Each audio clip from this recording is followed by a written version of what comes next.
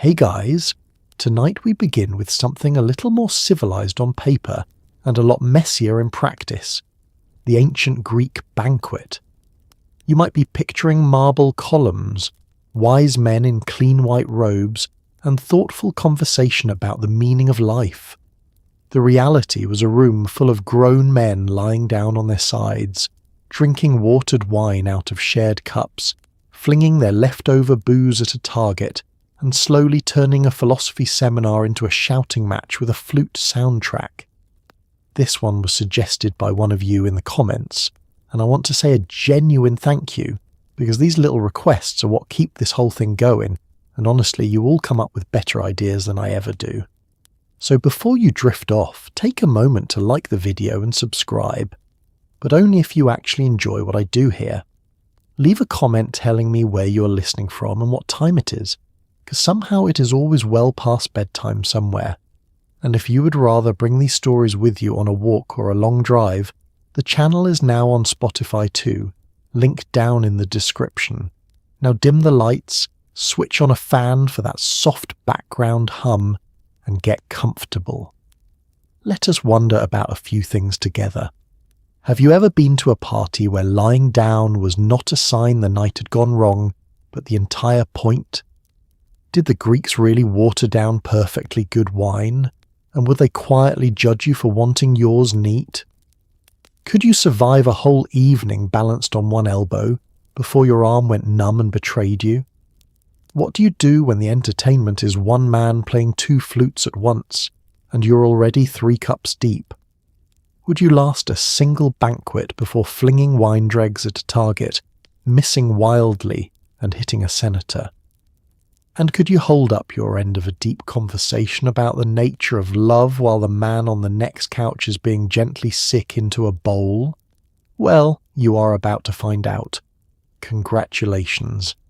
You've just woken up in ancient Athens some 400 years before anyone thought to invent the fork, the chair, or the concept of drinking responsibly. You have been invited to a symposium tonight. You own no couch manners, no tolerance, and no idea what you've agreed to. Good luck. It starts, as most disasters do, with someone being nice to you. A message arrives, delivered by a slave rather than a phone, inviting you to dine at the home of a wealthy citizen this evening. There is no time listed, no dress code, and absolutely no mention of what you're walking into, because everyone except you already knows. To an Athenian man of means, this is an honour. To you, a person who still thinks dinner involves sitting in a chair and using a fork, it is a trap with your name politely written on it. You accept, because refusing would be rude, and you spend the rest of the day blissfully unaware that the evening will end with you lying down, soaked in wine and singing. Let us talk about how this invitation actually reaches you, because it is nothing like a modern one. There is no card, no calendar alert, no cheerful little reminder buzzing in your pocket at noon. Instead, a man simply appears, says a name, a house, and the word tonight, and then leaves. That is it. That is the whole system. You're expected to remember the details, find the place yourself, and show up at roughly the right time, which is defined loosely as when other people also show up. It is like being invited to a party by a stranger who whispers an address and then walks into the sea. There is also the small matter of who does the inviting and why. A symposium is not a random gathering of whoever is free on a given night. It is a carefully curated affair, thrown by a host who has chosen his guests the way a modern person curates a dinner party they secretly want to go perfectly. He wants interesting men, useful men, men who can hold a conversation and a great deal of wine at the same time. The fact that you've been invited means someone somewhere has badly overestimated you. You should be flattered. You should also be worried. You spend the afternoon preparing in ways that will turn out to be almost entirely pointless. You wash. You fuss over your cloak, the hymation, draping it and redraping it, because arriving looking sloppy is a social crime. You do not eat much, sensing correctly that a large meal is coming, and incorrectly assuming that the meal is the point. It is not the point. The meal is the opening act. The real event is what happens after the tables are cleared, and no one has thought to warn you about any of it, because to them it is as obvious as knowing that water is wet. What you do not know, as you adjust your cloak for the 40th time, is that you have agreed to a very specific kind of evening with very specific rules. You will not sit. You will not drink at your own pace. You will not keep your wine to yourself, your opinions to yourself, or your dinner off the floor. You will be sung at, played at, argued with, and quite possibly splashed with the dregs of another man's cup as part of a game you've never heard of. Every one of these things is normal. Every one of them is about to happen to you. But for now, you know none of it. You're simply a man who has been invited somewhere nice, straightening his outfit in the fading afternoon light, feeling rather pleased with himself. Enjoy this moment. It is the last one all evening in which you will have any idea what is going on. Before you can embarrass yourself at the party, you first have to find it, which in ancient Athens is its own small ordeal. There are no numbered doors, no signs, and no helpful voice telling you to turn left in 200 feet. There is just a maze of narrow, unlit lanes, the occasional open sewer, and directions that are mounted to look for the house near the fig tree past the potter. You pick your way through streets that smell like a combination of wood smoke, fish, and civic neglect, stepping over things you choose not to identify. By the time you find the right door, you're already sweating, mildly lost, and questioning why you left home, which, as it turns out, is the correct mood to arrive in. The first thing that betrays you is the layout of the city itself. Athens is not a tidy grid drawn up by a careful planner. It is a tangle of streets that grew like ivy, one house leaning against the next, alleys branching off with no logic and dead-ending without apology. To a resident, this is home, navigated by instinct. To you, it is a puzzle box with sewage. You turn down a lane you're certain is correct and find yourself facing a wall, a goat, and a man who looks at you the way you would look at someone wandering into your kitchen at midnight. Then there is the light, or rather the total absence of it. The sun is going down, and Athens has made no arrangements about this. There are no street lamps. There is no gentle glow to guide you.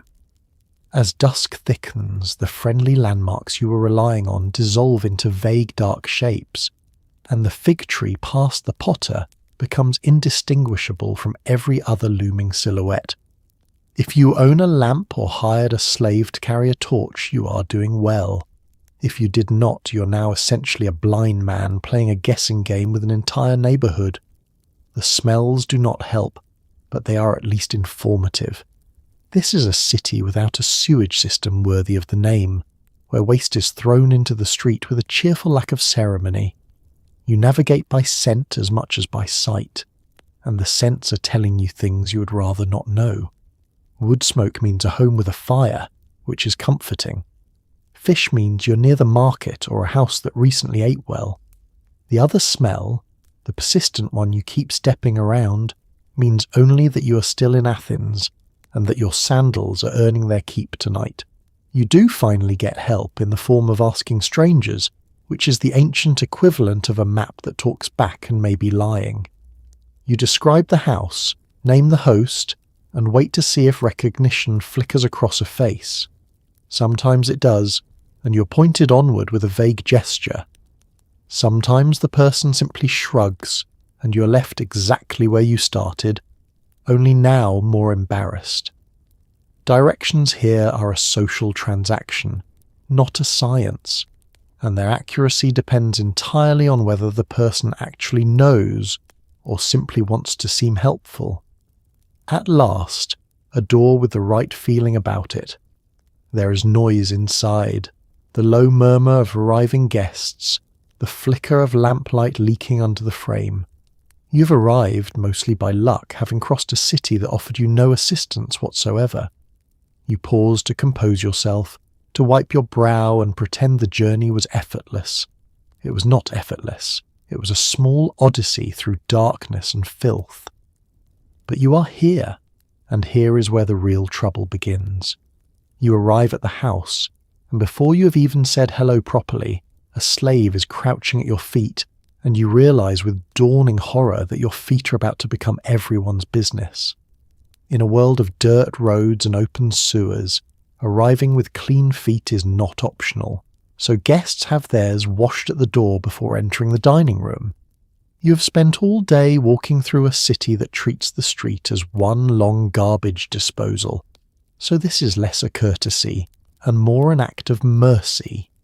You stand there awkwardly while a stranger scrubs the grime of Athens off your ankles, trying to look dignified, which is difficult to do while balanced on one leg like a confused flamingo. Consider first why this ritual exists at all, because it is entirely logical once you have smelled the journey here. You're wearing sandals, if you're wearing anything, and sandals offer your feet no protection from the reality of the streets. Everything the city throws down, you have walked through, to then recline on a clean couch, in a clean room, with those same feet is unthinkable to your host. The foot washing is not about pampering you. It is about protecting his furniture and the general dignity of the evening from the state of your ankles. The mechanics of it are where your composure goes to die. You're used to your feet being a private matter, something that happens quietly inside your shoes and concerns no one. Now an attendant is kneeling before you with a basin of water, and you must lift one foot, then the other, wobbling as you go. There is no graceful way to do this. You either grip a door frame like a man bracing for impact, or you sway gently in place, hoping momentum does not carry you into the wall. Everyone has done this. No one has ever made it look good. There is a strange intimacy to the whole thing that your modern brain does not know how to process. A person you have never met is handling your bare feet, and you are meant to simply accept this as the normal opening to a pleasant evening. In your own time, this level of contact with a stranger would require an appointment and a great deal of paperwork. Here it is, the greeting, the handshake, the how do you do. You look down at the top of the attendant's head and up at the ceiling and anywhere except the obvious, and you wait for it to be over. It is worth remembering, even in the middle of your discomfort, whose hands are actually doing the washing. This is the work of an enslaved member of the household, one of many people whose labour makes the entire glittering evening possible, while going almost entirely unremarked. The guest reclines, the host is admired, the person kneeling at the door with the basin is invisible in every account that flatters the occasion. It is easy to laugh at the awkwardness of the ritual, and harder but more honest to notice who bears its weight. Foot washing complete, you're suddenly presentable from the ankles down, which is more than you could say a moment ago. The grime of your small odyssey has been rinsed away, and you are cleared to proceed into the house proper. You flex your newly clean toes, take a breath, and step forward, feeling briefly refreshed and deeply relieved that the most exposed part of your arrival is behind you. It is not, of course. You're about to lie down in front of everyone, but your feet at least are ready. Feet clean, you're led into the andron, which translates roughly to the men's room, and which is exactly as exclusive as it sounds. This is the dining room, and it's been arranged with a precision that suggests someone cared far too much about seating. Couches line the walls, low tables sit ready, and the whole space has been designed for one purpose, to keep a group of men horizontal and lubricated for several hours. It is intimate, it is a little stuffy, and it holds maybe 7 couches, which means the guest list is small and the elbow room is smaller. You scan the room for a chair out of pure habit. There are no chairs. There will never be chairs. Make peace with this now. The name tells you everything about who is welcome.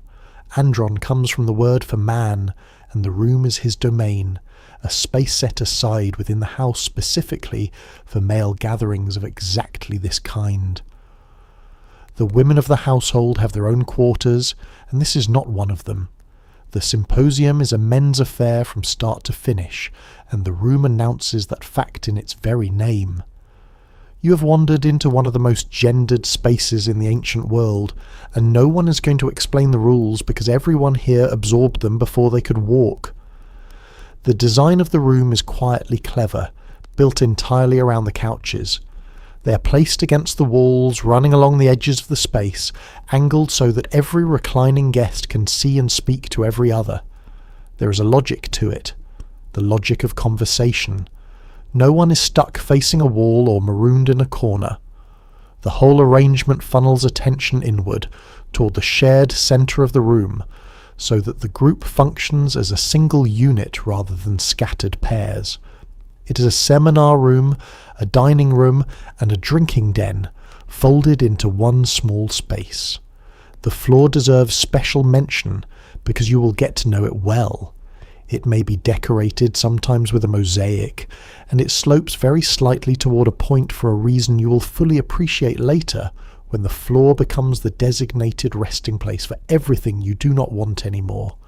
Breadcrumbs, fish bones, spilled wine, the general debris of a long evening, all of it ends up down there. The room has been engineered with the understanding that things will be dropped, flung and spilled, and that no one is going to stop the party to clean it up. Then there is the matter of size, which is not an accident either. The Andron is small on purpose, holding only a handful of couches because a symposium is meant to be intimate. This is not a banquet hall built to impress hundreds. It is a tight circle of a dozen or so men, close enough to argue, sing, and share a cup without raising their voices. The intimacy is the point. It creates the pressure that makes the evening what it is. A sealed little world where everyone is fully visible to everyone else, and there is nowhere to fade into the background. You take all of this in, standing near the entrance, and your body keeps insisting there should be somewhere to sit. There is not. There is only the couch, waiting for you with its low table and its complete absence of a backrest, ready to test your left arm in ways you cannot yet imagine. You have entered the Andron, the beating heart of the symposium, a room built to keep men horizontal and talking for hours. The room is ready. You standing there looking for a chair are not. Here comes the moment that separates the seasoned Athenian from the flailing newcomer, and you, my friend, are the newcomer. You're expected to recline on your couch, propped up on your left elbow, with your right hand free for eating and drinking. This sounds relaxing. It is not. Holding your entire upper body up with one arm for an entire evening is a slow, creeping form of torture that no one warned you about. Your elbow goes numb, your neck cramps, and you have to eat, drink, and make clever conversation, all while impersonating a Roman statue that has been knocked onto its side. The other guests do this effortlessly. You look like a man who has fallen over and decided to commit to it. Start with the basic geometry of the thing, because it is genuinely counterintuitive. You do not lie flat, which would at least be comfortable, and you do not sit up, which would be sensible. You lie on your side, angled, with your left forearm braced against a cushion, and your torso lifted just enough to see and be seen. Your legs stretch out along the couch behind you. Your right arm floats free, doing all the work of the meal. It is a posture that looks languid and elegant in the paintings and feels, in practice, like a plank exercise you're not allowed to stop. The left arm is where your suffering will concentrate, so let us dwell on it. That single limb is now responsible for supporting a meaningful percentage of your body weight for the duration of the evening, which stretches on for hours. At first it is fine, then it is tired, then it develops that particular deep ache of a muscle, asked to do one small thing forever. And finally it goes numb in a way that feels less like relaxation and more like a warning.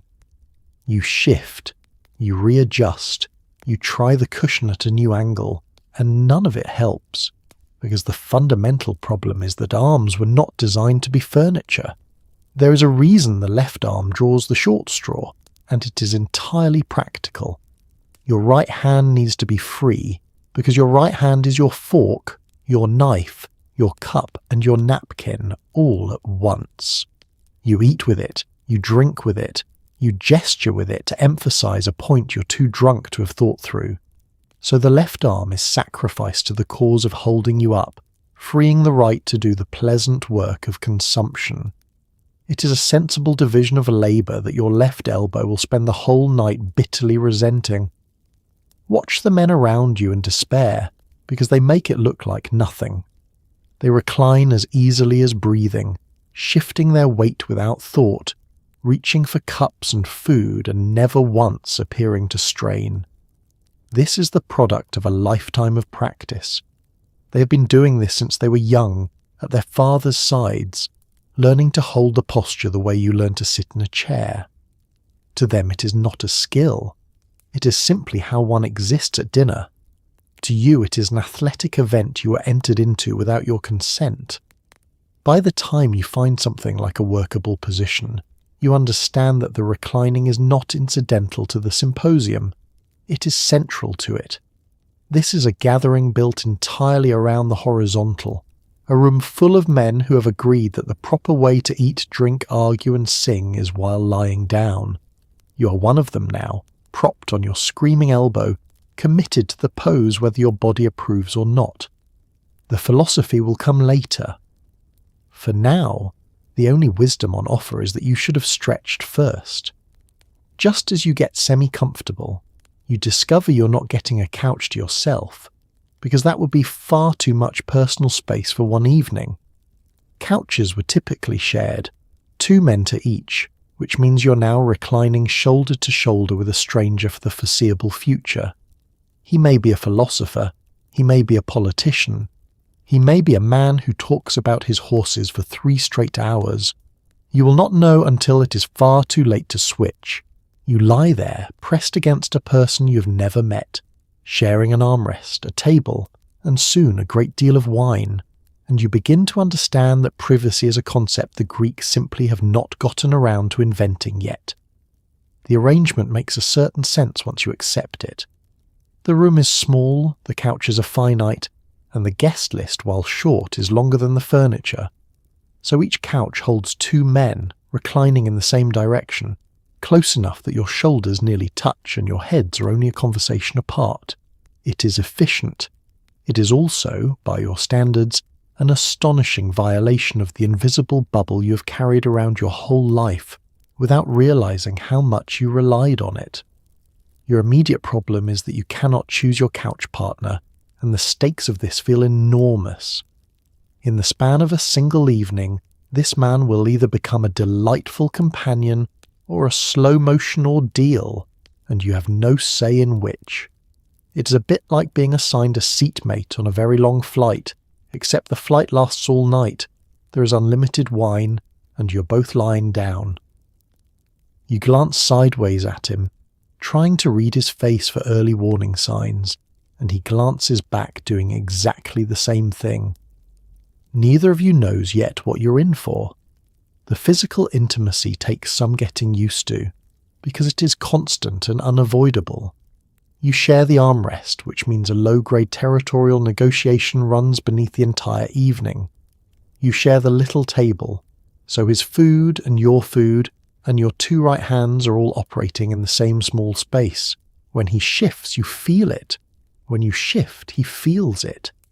There is no retreating to your own side, because there is no your own side. You are, for the night, a matched pair, whether or not you would have chosen each other in the daylight. There is an upside to all this forced closeness, and the Greeks understood it well. Reclining 2 to a couch, pressed together and sharing everything, creates a kind of instant intimacy that a room full of separate chairs never could. Conversation comes easily when you're already in each other's space. Confidences slip out. The wall between strangers thins fast when you're sharing an armrest and a cup. and by the end of the night you may know this man better than people you've sat across polite tables from for years. The setup manufactures connection, which is precisely the point. For now, though, you simply lie there beside your assigned stranger, both of you settling into the shared narrow world of a single couch. He introduces himself, you introduce yourself. You make the small opening moves of two people who have just realized they're stuck together for hours and had better make it pleasant. The wine has not even started flowing in earnest yet, and already you have acquired a companion you did not select, a neighbour for the duration whose horses, philosophy or politics you're about to learn a great deal about, ready or not. Every good party needs a leader, and tonight that leader is the symposiarch, a man elected or appointed to run the drinking like a general runs a campaign. He decides how strong the wine will be, how many cups everyone drinks, and the pace of the entire evening. In modern terms, imagine handing one friend total legal authority over how drunk everyone at the party is allowed to get, and then obeying him without question. His rulings are law. If he says drink, you drink. If he sets the wine weak, you sip weak wine and pretend to enjoy it. You do not yet know if tonight's symposiarch is a reasonable man or a lunatic with a grudge, but you are about to find out one cup at a time. The office is a real one, not a joke, and the Greeks took it seriously. The symposiarch, sometimes chosen by the throw of dice, and sometimes agreed upon by the group, holds genuine authority over the shape of the night. He is part host, part referee, part conductor. His job is to steer the evening between the two disasters that lurk at either end. The tedium of a party too weak and dull, and the chaos of a party too strong and wild. A good one is remembered fondly. A bad one is remembered too for different reasons. His most important power is over the wine itself, specifically the ratio of water to wine in the great mixing bowl. This single decision sets the entire tone. Order a gentle mix and the night will unfold slowly, all conversation and lingering. Order a bold one, and the room will tilt toward song, games, and regret much faster. He holds this dial, and he turns it according to his reading of the room, the occasion, and his own temperament. You, a guest with no vote, simply live inside the consequences of his judgment. He also governs the pace, which is its own quiet form of control. He decides when to drink and how often, calling for cups to be raised and drained on a schedule the whole room follows. You cannot race ahead to get comfortably numb, and you cannot lag behind to stay sharp. You drink when he says drink, at the interval he sets, in the rhythm he chooses. It is like being at a dinner where one person controls everyone's glass and insists that you all sip in unison, which is either charming or maddening depending entirely on the man in charge. The wisdom, or lack of it, in a symposiarch reveals itself over the course of the night. The great ones understand that the goal is a pleasant, gradual loosening, a slow slide into warmth and wit and song that leaves everyone glad they came. The poor ones either bore the room into an early exit or push it so hard that dignity collapses before the good conversation ever arrives. Everything depends on his hand at the dial, and you have no idea yet which kind of hand is on it tonight. So you settle in and watch this man take command, understanding that he now controls your evening more directly than anyone else in the room. He surveys his temporary kingdom of reclining guests, considers the mixing bowl, and begins to make his rulings. From this point forward, the night runs to his rhythm and his strength. You have effectively handed a stranger the keys to your own sobriety, and agreed in advance to abide by whatever he decides. It is a remarkable amount of trust to place in a man you met an hour ago, and it is far too late to reconsider it now. Before the drinking begins in earnest, there is the meal itself, the deepnol, and it operates on a value system you will need to learn quickly. The staple is bread, the humble backdrop to everything. But the real star, the thing that signals wealth and taste, is fish. To an Athenian, a good piece of fish is the height of luxury, and a man who loves it too much even has a slightly shameful name for his gluttony. Meat appears mostly after sacrifices, vegetables are considered peasant fuel, and the fish is where the money and the drama live. You reach for a nice piece, and you feel the eyes of the room silently judging whether you deserve it. Begin with bread, because everything else is measured against it. Bread is the foundation of the Greek table, the reliable base on which the meal is built, present at every gathering regardless of wealth. It is not glamorous. It is not meant to be.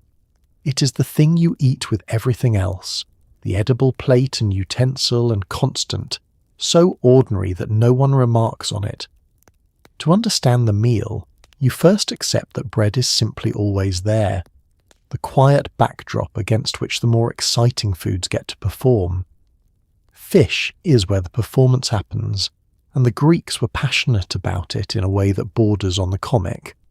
A fine fish was a genuine luxury, a marker of refinement and money, discussed and admired and coveted. There was even a word for the kind of man who loved his fish a little too much, whose appetite for it crossed from appreciation into gluttony, and it was not entirely a compliment. To love fish was sophisticated. To love it desperately was a character flaw. The line between the two was thin, and everyone at the table was quietly watching to see which side of it you landed on. Meat, by contrast, is not the everyday centerpiece you might expect, and the reason is tied up with religion. Much of the meat eaten in this world came from animal sacrifices, which means eating meat was often connected to a religious occasion, rather than a casual dinner. It was not simply a matter of wanting a nice cut and buying one. The rhythms of meat consumption followed the rhythms of ritual, so a great deal of meat on the table carried a whiff of the sacred and the special rather than the ordinary. Vegetables occupy the bottom of the pecking order, regarded with a snobbery you may find familiar. They are seen as plain fare, the food of people without the means for better, a filler rather than a delight. To build your plate around them is to announce something about your circumstances that a wealthy man would rather not announce. It is a value system that seems upside down to a modern eater raised to prize fresh produce, but here the hierarchy is clear, and vegetables sit firmly near its base, useful and unglamorous. So you navigate this coded meal, reaching for the right things in roughly the right amounts, aware that every choice sends a signal. Take too little fish and you seem to lack taste. Take too much and you risk the shameful reputation of the glutton. Lean on the bread and you are safe but dull. There is a whole silent language being spoken through the food, and you are fumbling through it like a tourist reading a menu he doesn't understand. You settle on a modest, dignified portion, eat it with as much composure as you can manage, and hope the room has judged you acceptable, because the wine is coming next, and it will not wait for you to master the fish. As you settle into the meal, you go looking for utensils, and this is where your modern instincts fail you completely. There are no forks, there are no individual knives waiting politely beside your plate, and there is certainly no napkin folded into a swan. You eat with your fingers, all of them, and you use bread to scoop, grab, and mop up whatever you cannot manage barehanded. That same bread doubles as your napkin, and when it has done its greasy duty, you toss it on the floor. Yes, the floor. The floor is the trash can, the dog bowl, and the compost heap all at once, and by the end of the night it will tell the complete story of everything everyone ate. The absence of the fork is the first thing to unlearn, and it is harder than it sounds. Your hand keeps reaching for a tool that is not there, some slender instrument to keep the food at a polite distance from your fingers. There is none. The fork as a dining utensil is centuries away from this room, and the entire concept of eating without touching your food is simply not part of the world. You eat with your hands because that is how eating is done, and the sooner you stop mourning the fork, the sooner you can get on with your dinner. Bread quickly reveals its second career as your primary tool. This is where its humble reputation pays off, because bread is not just food here, it is equipment. You use it to scoop up softer dishes, to grip things too hot or too messy for bare fingers, to push and gather and carry. It is a spoon you can eat, an edible utensil that leaves no dishes behind. A torn piece of bread in your right hand is your fork, your spatula, and your plate all at once, and it works better than you expect once you stop wishing it were metal. Then bread takes on its third and final role, which is the one that truly tests you. When your fingers are slick with grease and there is no napkin in sight, you clean them on bread. You wipe your hands with it, absorb the mess, and deal with the problem the only way available. It is a strange thing to use food as a cloth, but in a room without linen napkins, the same bread that fed you now cleans you, moving seamlessly from meal to napkin in a way that is either resourceful or slightly horrifying depending on your mood. And once a piece of bread has served its purpose, spent and greasy and no longer wanted, it goes on the floor. This is not an accident or a mess to be embarrassed about. It is simply the system. The floor is the designated destination for scraps, bones, used bread, and every other bit of debris the meal produces. No one flinches. No one apologizes. The waste accumulates down there through the evening, an honest record of the feast, waiting to be swept away later by someone whose job it is to deal with what the reclining guests discard. So you eat as the Greeks eat, with all 10 fingers and a great deal of bread, dropping your leavings onto a floor built to receive them. It feels chaotic and unhygienic to your modern sensibilities, and it is, cheerfully and without apology. But it's also efficient in its own way, a closed loop of food and tool and napkin and trash that requires no cutlery, no linen, and no clean-up until the very end. You lick your fingers, drop your last used crust, and accept that this is simply how a civilized man dines here, mess and all. While the guests recline and congratulate themselves on their sophistication, the entire evening is quietly being held together by the enslaved staff, who do all the real work and receive none of the credit. They pour the wine, carry the food, wash the feet, refill the lamps, and manage the mixing of every cup with a precision that keeps the party from collapsing into chaos. You, reclining and helpless, cannot so much as get a drink without one of them. It is worth pausing here to notice, even through the comedy, that the glittering Greek banquet ran entirely on the labour of people who were not free to leave it. The philosophy sounded lovely. The system underneath it was a great deal harder to admire. Look closely at everything that has already happened tonight and trace who made it possible. The message that invited you was carried by an enslaved person. The feet you had washed at the door were washed by one. The food arriving at your table, the lamps pushing back the dark, the wine appearing in your cup, all of it flows from the hands of people whose labour is compulsory and whose names go unrecorded. The guests provide the conversation. The staff provide the evening itself, and the two are not treated as remotely equal. Their work is also skilled, which is easy to miss because it is meant to be invisible.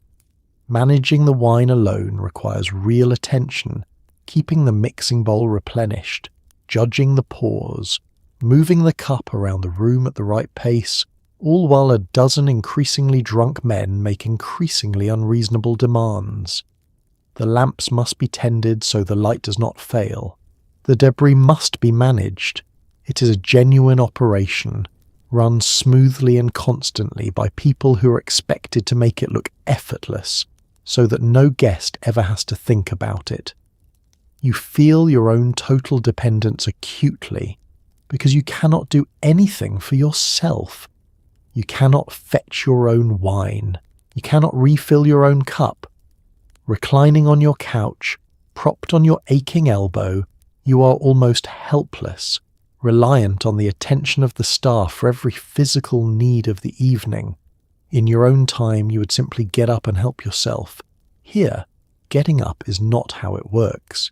You wait, and you are served, and the whole comfortable helplessness of your position rests on someone else's lack of choice. It would be dishonest to narrate all of this as pure comedy, so let us be plain for a moment. The symposium is remembered as a glittering achievement of Greek culture, the birthplace of philosophy and poetry, and civilized conversation. It was also entirely dependent on slavery, an institution that ran through every part of the society and made its leisure possible. The reclining men could ponder virtue and justice precisely because other people, denied both, were doing the work that let them recline. Holding both of those truths at once is uncomfortable, and it should be. None of this stops the evening, of course. The wine keeps flowing, the lamps keep burning, the guests keep talking, all of it sustained by the quiet, constant labour moving around the edges of the room.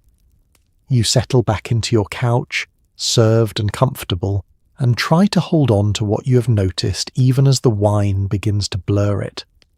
The banquet is beautiful, and it is built on something ugly at the same time, in the same room. That contradiction sat at the heart of the ancient world, and it sits here tonight, just past the reach of the lamplight, keeping your cup full. You cannot simply start drinking in ancient Greece, because the gods are watching, and they are notoriously petty about being ignored. Before the serious cups begin, there are libations, small offerings of wine poured out in honour of the gods, often 3 of them, one after another, to the proper divine recipients. A little wine for the gods, a little for the good spirit of the household, and only then a little for you. It is the ancient equivalent of saying grace, except it involves pouring perfectly good alcohol onto the floor while everyone watches solemnly. You tip your cup, spill your offering, and try to look reverent, quietly mourning every drop that did not make it into your mouth. The logic behind this is worth understanding, because to the Greeks it is not optional politeness but genuine necessity.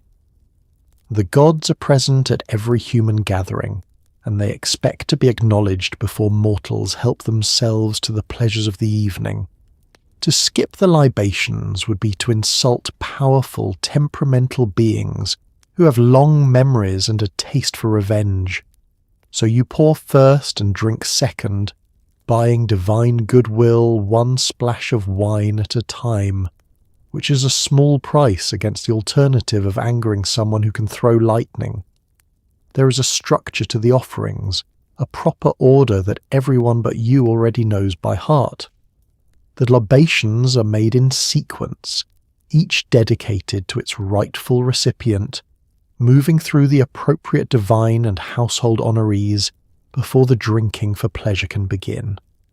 It is not a matter of splashing wine around randomly and hoping for the best. There is a correct way, a traditional pattern, and performing it properly is part of being a competent participant. You follow along a beat behind everyone else, mimicking the motions and hoping your timing does not betray you as a fraud.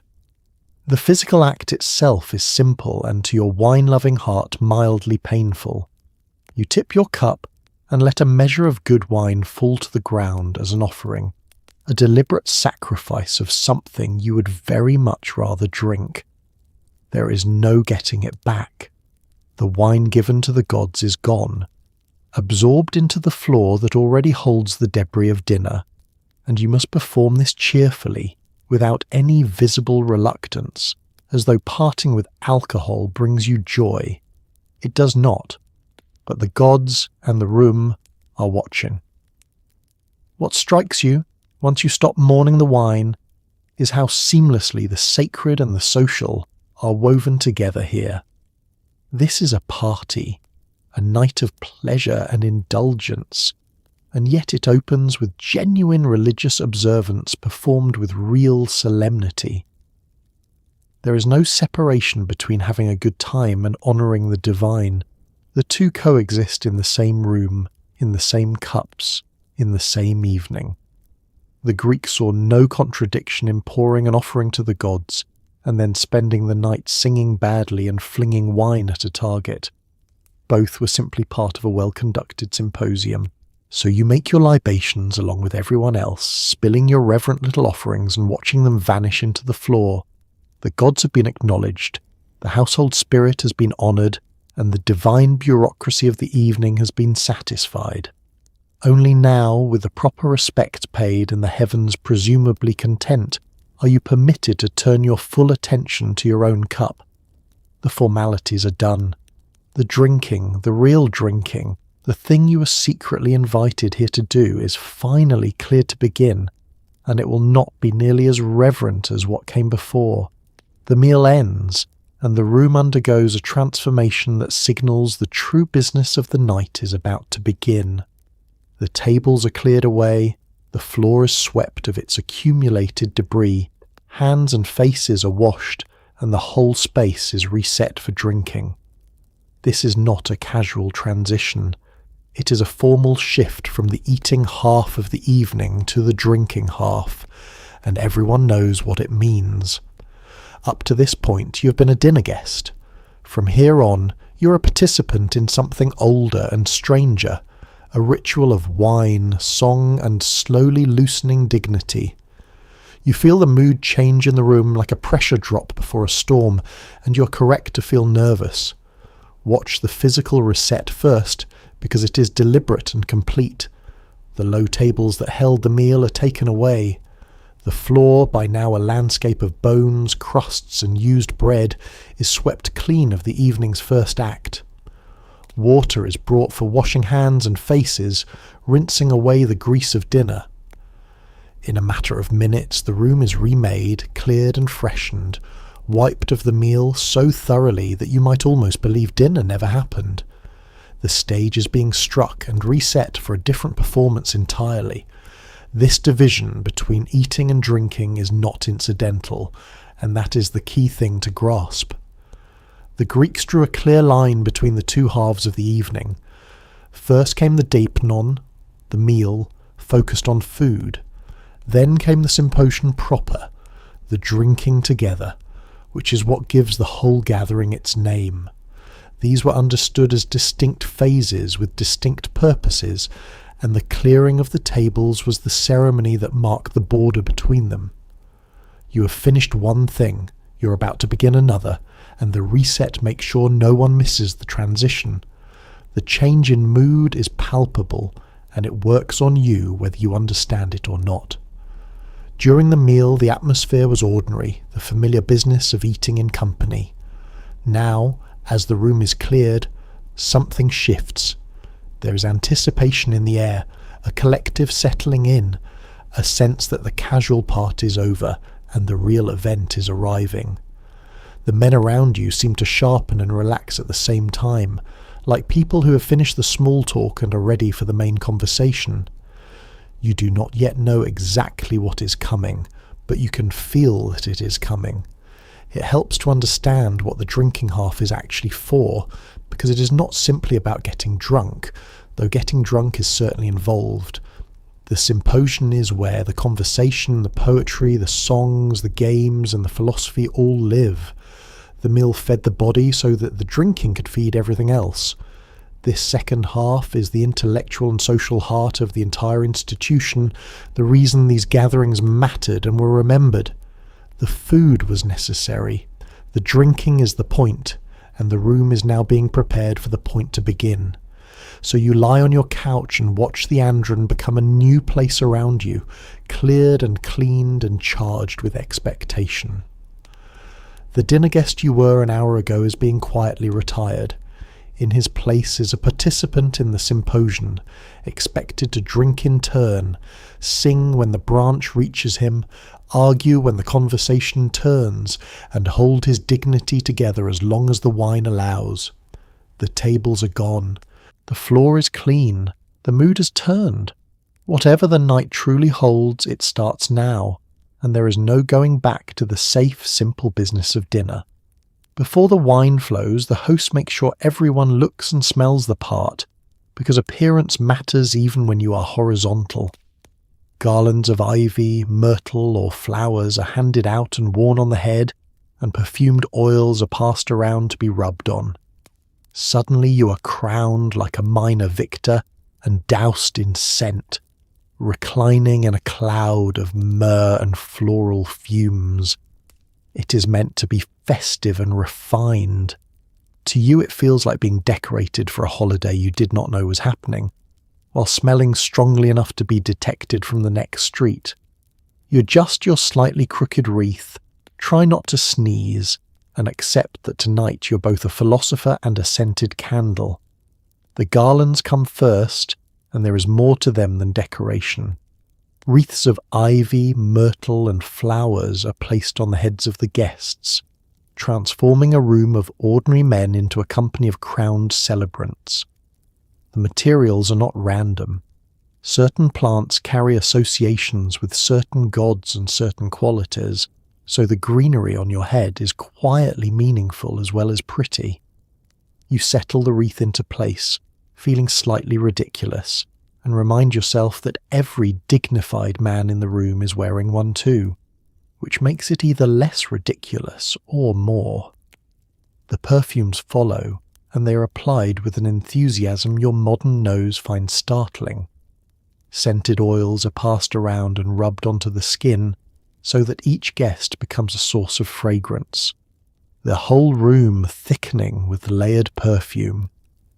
To the Greeks this is luxury, a mark of refinement and abundance, a sensory pleasure to be indulged rather than restrained. To you, accustomed to a lighter touch, it feels like being marinated. You apply your share, join the collective cloud of scent, and try to appreciate the fragrance rather than count how much of it there is. There is a real purpose beneath the pampering, and it is partly practical. Consider the room. It is small, warm, packed with reclining men who have just eaten, lit by burning lamps, and about to fill with the fumes of wine over several hours. The perfumes and garlands are not only festive, they are a defence, a pleasant counterweight to the very human smells that a sealed and drawn full of drinking men will inevitably generate. The scent is armour against the atmosphere, and the more you understand about where the evening's headed, the more sense the perfume makes. The garlands and oils also send a signal, marking this as a special occasion set apart from ordinary life. You do not crown yourself with myrtle to eat a plain dinner alone. The wreath and the perfume announce that this is a celebration, a gathering that matters, a night lifted out of the everyday and made festive on purpose. Wearing them is a way of agreeing to participate, of accepting that tonight is not a normal night. You put on the crown and the scent, and in doing so you put on the role of a symposium guest, ready or not. So you recline in your greenery and your fragrance, crowned and perfumed and looking every bit the part of a refined Athenian at leisure. The transformation is complete. You entered as a slightly lost man with clean feet, and now you are a garlanded, scented participant in one of the great social rituals of the ancient world, indistinguishable at a glance from the seasoned men around you. You still have no idea what most of them are about to do, but at least you look and smell as though you belong. The wine is coming. You are at last dressed for it. Now comes the centerpiece of the entire evening, the great mixing bowl called the crater, and the ritual that defines Greek drinking above all else. Wine is not served straight. It is mixed with water in this large communal bowl and only then ladled out.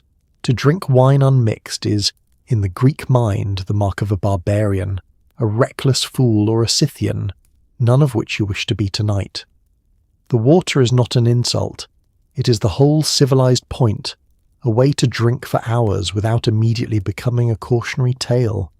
You watch the mixing with the anticipation of a man whose entire evening depends on a stranger's opinion of the correct wine-to-water ratio. The crater itself deserves your attention, because it sits at the literal and symbolic centre of the room. This large communal vessel is where the wine and water are combined before anyone drinks a drop. It is not a small thing tucked in a corner. It is a substantial, often beautifully decorated bowl, placed where all can see it, functioning as the shared source from which every cup in the room is filled. The whole evening flows out of this single vessel, and everyone drinks from the same mixture, which makes the crater the beating heart of the gathering. The mixing is the crucial act, and it is non-negotiable. The Greeks did not drink their wine neat, and this was not a matter of preference but of identity. Wine straight from the source was considered too strong, too dangerous, fit only for people outside the bounds of civilized behaviour. Water was added to bring it down to a sensible strength, and only this diluted mixture was considered fit for a proper man to drink. The act of watering the wine was, in a real sense, the act of being Greek about it, of doing the thing the correct and civilized way. The contrast with the barbarian is where the Greeks got a little smug, and you should understand why. To them, drinking unmixed wine was a marker of the foreigner, the uncivilized, the person who did not know how things ought to be done. The Scythians in particular were held up as the cautionary example, a people said to drink their wine raw and to suffer for it.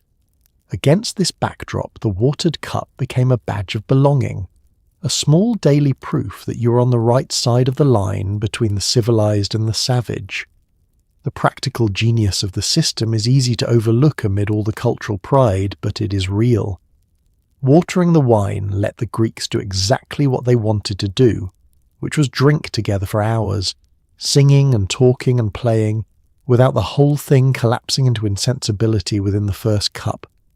Dilution turned wine from a fast route to oblivion into a sustainable evening-long pleasure. It was, in effect, a technology for pacing intoxication, allowing the slow, gradual loosening that the symposium was built around. The water was not a compromise. It was the enabling ingredient. So you fix your eyes on the crater and the man overseeing its mixing, knowing that everything about your night is being decided in that bowl. The wine goes in, the water goes in, and the ratio between them will set the entire course of the evening. You are, at this moment, entirely at the mercy of the mixing, a spectator to a decision that will determine whether you spend the night in pleasant conversation or wince through something far rougher. The bowl is filling. The mixture is forming. Your fate is being ladled out, and you have no hand on the ladle. Everything now hinges on numbers, and the numbers are in the symposiarch's hands. He decides how much water joins the wine, and the difference is enormous. A gentle mix of 3 parts water to 1 of wine means a long, pleasant evening of conversation. A bolder mix tilts the room toward chaos. Somewhere past a certain point lies the ratio the Greeks themselves considered the recipe for madness. You have no say in this.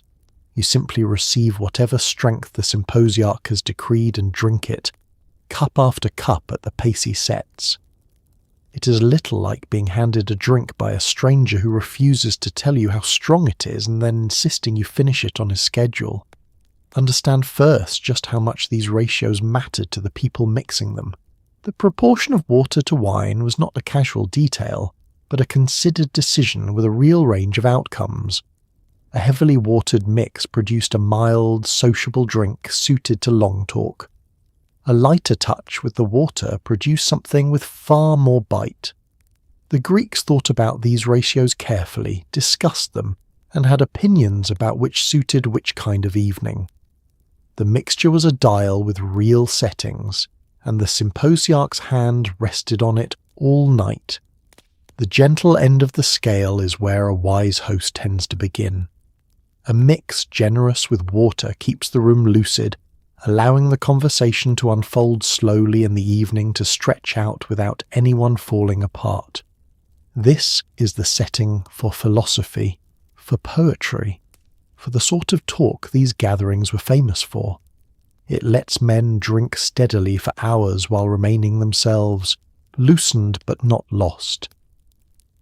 If tonight's symposiarch is a thoughtful man, this is where he will keep things, at least until the mood calls for more. The bolder end is where things get interesting and dangerous. As the water is reduced and the wine strengthened, the room changes character. Conversation gives way to song, song gives way to games, and the careful dignity of the early evening begins to slip. The Greeks knew that there was a point beyond which the mixture stopped serving good company and started dismantling it. They spoke of ratios so strong they amounted to a recipe for drunkenness and disorder, mixtures no sensible symposiarch would impose unless he wanted the night to end in chaos. Your own helplessness in all this is the part that would unsettle a modern drinker most. You have no control over your dose. You cannot nurse a weaker drink while others go stronger, or ease off when you feel you have had enough. The mixture is communal, and the pace is set for you, so you receive exactly what the man in charge has decided and keep up with the rhythm he dictates. Your sobriety is a group decision made by someone else, and your only real choice is whether to drink what you're handed or to mark yourself as the man who could not keep up. So you take your cup of whatever ratio the symposiarch has ordained, and you drink it, and then you drink the next, and the strength of the night reveals itself to you one measured cup at a time. If he has mixed it kindly, you will be fine, warmed and loosened and glad to be here. If he has mixed it boldly, you're in for a rougher passage than you know. Either way, the decision has been made without you, poured into a shared bowl and ladled into your hand. You drink, and you discover your fate the only way available, which is by living through it. It is worth lingering on just how seriously the Greeks feared drinking wine neat, because their horror was not entirely for show. They told stories of men driven insane by unmixed wine, including a famous Spartan king said to have lost his mind after learning to drink it like the Scythians did. To them, straight wine was not a bold choice at a bar. It was a genuine path to ruin, disorder, and public disgrace. So when you idly wonder aloud whether you might just have yours without the water, the room reacts as though you have suggested something genuinely dangerous, because in their eyes you have. You quietly withdraw the request and accept your civilized watered cup like a reformed man. The depth of this fear is hard to overstate, and the stories the Greeks told reveal it plainly. They spoke of unmixed wine as a force that could unhinge a man, and they attached this warning to real and famous figures. The tale of a Spartan king who took to drinking his wine straight, in the manner of the Scythians, and was ruined by it, circulated as a genuine cautionary lesson. This was not a joke about a rough night.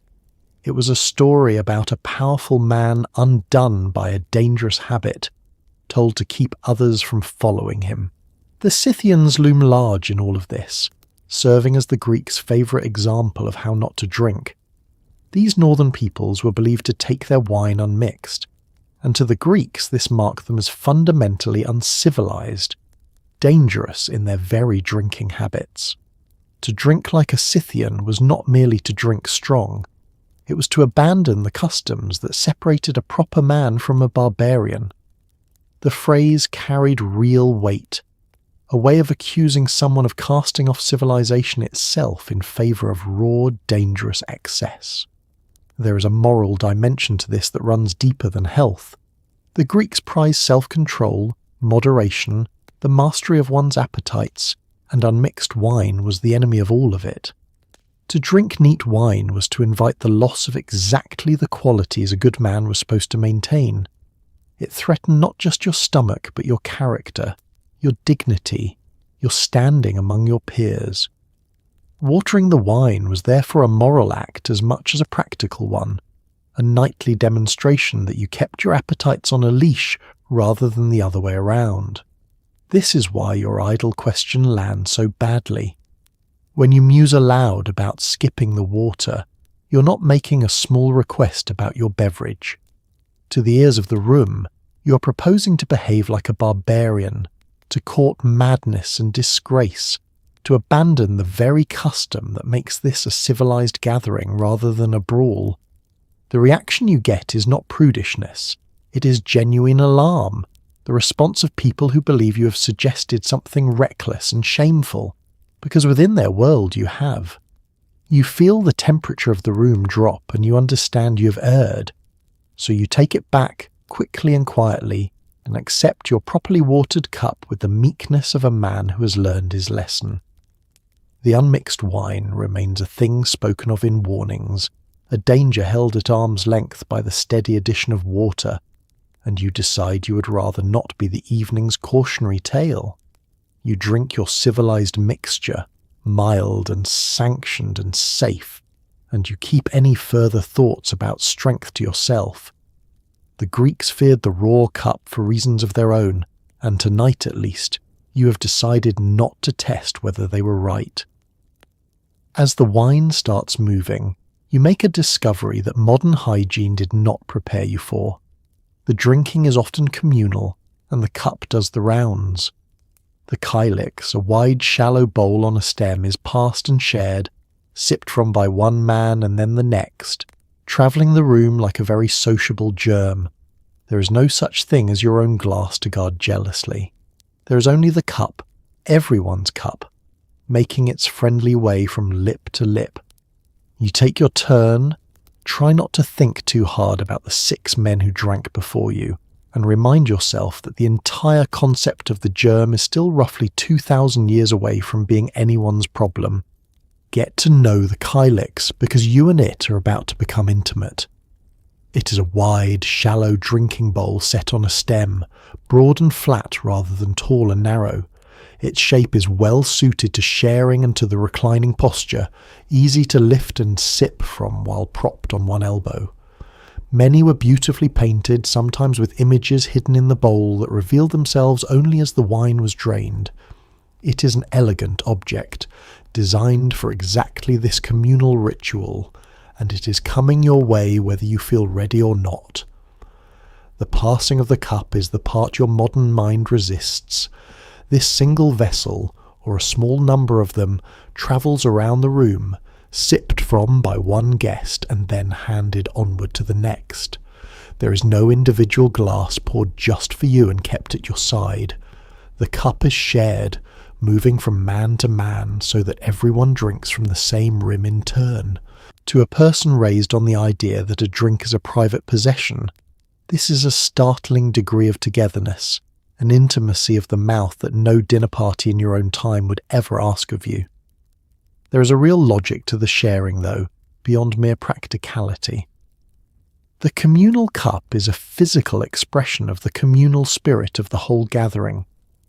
Passing a single vessel around the room binds the men together, makes them literally partakers of the same wine, participants in a shared act rather than isolated drinkers. The symposium's about togetherness, about a group of men forming a temporary bond over an evening, and the shared cup enacts that bond directly. Every time it changes hands, the group is reaffirmed as a group. The hygiene of it all is best not dwelt upon. Unfortunately, the Greeks had no reason to dwell on it. The germ theory of disease lies far in the future, unknown and unimagined. No one at this party has any concept that a shared cup might carry anything from one mouth to another. What would horrify a modern guest is, to them, simply how drinking is done, entirely unremarkable. You are the only person in the room troubled by the thought, and you are troubled by it precisely because you know something they do not, something it will take 2 millennia for anyone to discover. So you take the cup when it reaches you, drink your share and pass it along, joining the great circuit of shared wine that runs through the room all night. You could dwell on the many lips that have touched the rim before yours, or you could accept, as everyone else has, that this is simply the shape of the ritual. You choose acceptance, mostly because you have no alternative.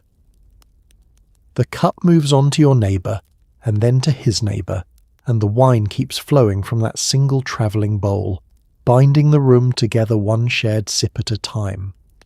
The drinking is not a free-for-all, because the Greeks managed to make even getting drunk feel like a structured social exercise.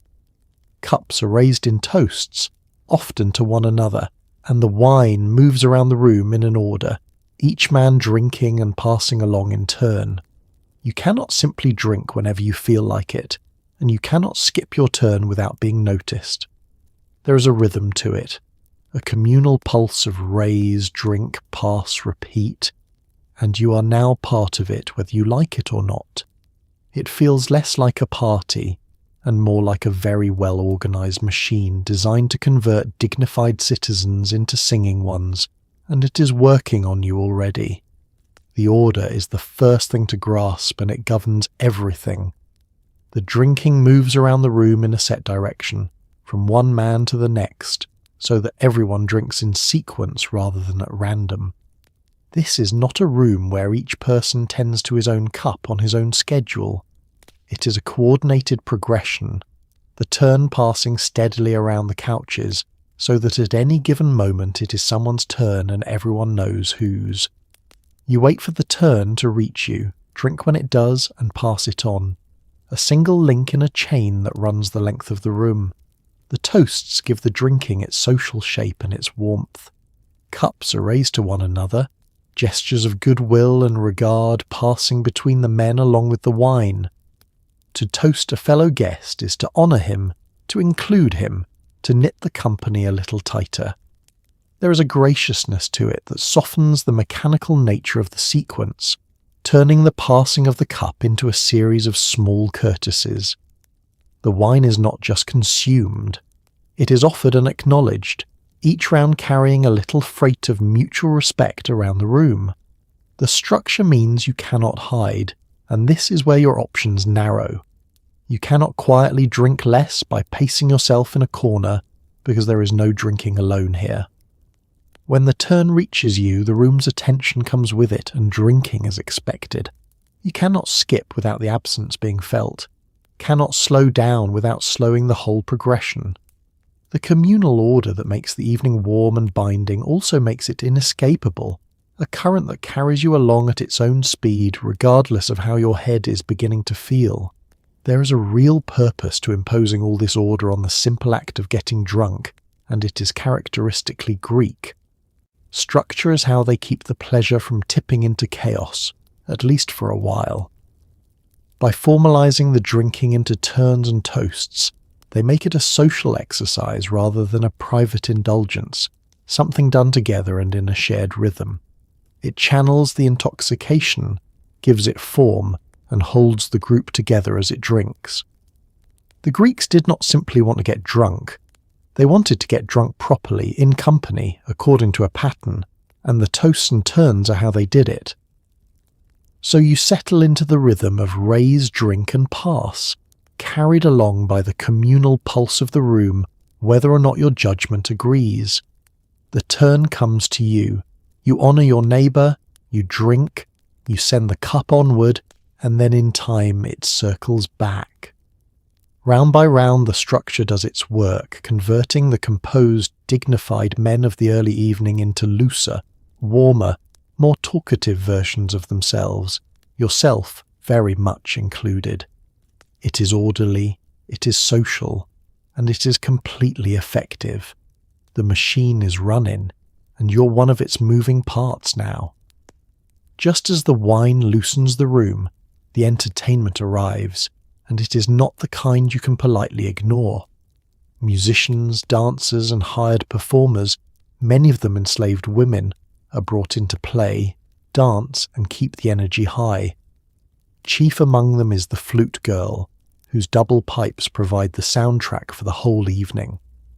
To the reclining guests, she and the others are part of the scenery of pleasure. It is another moment where the glamour of the scene rests on people who had no choice in the matter, a fact the ancient sources mention casually, and we should not. You watch, you listen, and you feel the strange weight of enjoying a spectacle built on someone else's lack of freedom. The music comes first and fills the room, transforming its atmosphere. The central figure is the flute girl, playing the aulos, a double-piped instrument whose reedy sound was the characteristic soundtrack of these gatherings. Her playing runs beneath the whole evening, accompanying the songs, the games, the conversation, giving the symposium its distinctive sound. Alongside her come other performers, musicians and dancers, filling the space with movement and melody. The entertainment is not a brief interlude. It is a continuous presence, woven through the night from this point on. To the guests, these performers are part of the pleasures laid on for their enjoyment, no different in kind from the wine and the perfume and the food. They are there to be watched, listened to, and appreciated, elements of a carefully assembled evening of indulgence. The reclining men take them in as they take in everything else, as a comfort provided for their benefit. Within the logic of the symposium, the entertainers are simply another feature of a well-appointed party, present to enhance the mood and keep the energy from flagging. But the honest account cannot stop there, and it would be wrong to let the glamour go unexamined. Many of these performers were enslaved, women in particular, brought to the gathering not by choice but by compulsion. Their skill was real, and their labour was genuine, but the freedom to refuse was not theirs. The same shadow that falls across the footwasher at the door and the wine pourer at the crater falls here too, over the flute girl and the dancers. The pleasure of the guests rested once again on the unfreedom of the people providing it. The ancient sources tend to mention this casually, if at all, and that casualness is itself worth noticing. To the men writing about these evenings, the status of the entertainers was so ordinary as to barely merit comment. They appear in the accounts as fixtures, their circumstances taken for granted, their lack of choice unremarked. We do not have to read them the same way. Part of looking honestly at the past is refusing to adopt its blind spots, noticing the people it overlooked, and holding the beauty of the scene together with the injustice woven through it. So you lie there in the lamplight, the aulos playing, the dancers moving, the whole sensory richness of the symposium washing over you, and you feel the doubleness of it. The music is genuinely lovely, the performance is genuinely skilled, and it is all being provided by people who could not leave for the enjoyment of men who could. You listen because there is nothing else to do, and you let the discomfort sit alongside the pleasure rather than pretending it away. The entertainment fills the room, beautiful and troubling at once, and the night carries on beneath the sound of the pipes. The wine reaches the point where mere conversation is no longer enough, and the room turns to song. These are the scholia, the drinking songs, and they are passed from man to man, often along with a branch of myrtle, each guest expected to take up the tune, or add a verse when it reaches him. This is a delightful tradition for anyone who grew up singing them, and an absolute nightmare for you who did not. The branch is coming your way. Everyone is watching. You do not know the words, the melody, or how many verses you're supposed to produce. You open your mouth and improvise something, and the polite silence that follows tells you everything you need to know about your performance. The scholia themselves are a genuine tradition, with real repertoire behind them. These drinking songs were part of the shared culture of the symposium, known to the men who attended these gatherings the way familiar songs are known to any group with a common upbringing. Some celebrated the gods, some honoured famous men, some offered scraps of worldly wisdom, some were simply for pleasure. To know them was part of being a cultivated participant, a member of the club, and singing them well was a mark of the kind of education a proper man was supposed to have. The passing of the song is where the tradition becomes a performance and a test. Often a branch of myrtle was handed from guest to guest, and whoever held it was expected to sing, either taking up the tune or contributing a verse of his own before passing the branch along. This turned the singing into a chain, each man adding his part, the song and the branch travelling the room together. It was communal, like the cup and the toasts, but it demanded more, because it asked each man not just to drink in turn, but to perform in turn, in front of everyone. For the seasoned guest, this is a pleasure, and it is worth acknowledging the charm of it. A man who grew up with these songs, who knows the words and the melodies and can spin out a clever verse when the branch reaches him, gets to shine. The tradition rewards wit, memory, and a good voice, giving the accomplished participant a moment to display his gifts. There is real artistry available here, a chance to contribute something graceful to the shared evening and earn the appreciation of the room. For those equipped for it, the singing is one of the night's genuine delights. For you, of course, it is a slow-approaching disaster. You didn't grow up with the scholia. You do not know the words, cannot reliably carry the tune, and have no idea how much you're expected to produce when the branch lands in your hand. Yet the branch is coming, moving steadily around the room toward your couch, and the whole company will be watching when it arrives. There is no graceful way to decline, no polite exit from a tradition in which everyone participates. You can only wait for your turn and hope for inspiration that you strongly suspect will not come. And then it is your turn, the myrtle in your hand and the room's eyes upon you, and you do the only thing you can, which is try. You improvise something, cobbling together whatever words and melody your wine-addled mind can produce on the spot, and you offer it up to the company. The silence that follows is polite, which is the worst kind. The silence of men too courteous to wince but too honest to pretend. You pass the branch onward with relief, your contribution to the great tradition of the scholia delivered and mercifully over. The song moves on to your neighbour, who, unlike you, knows exactly what to do with it. Now the evening takes its most gloriously absurd turn, because the Greeks invented a party game that involves throwing your leftover wine, and they took it extremely seriously. The game is kotobos, and the goal is to flick the dregs from the bottom of your cup at a target across the room, often a small disc balanced on a stand, using a specific practiced motion. Skill at this was genuinely admired. Men trained for it.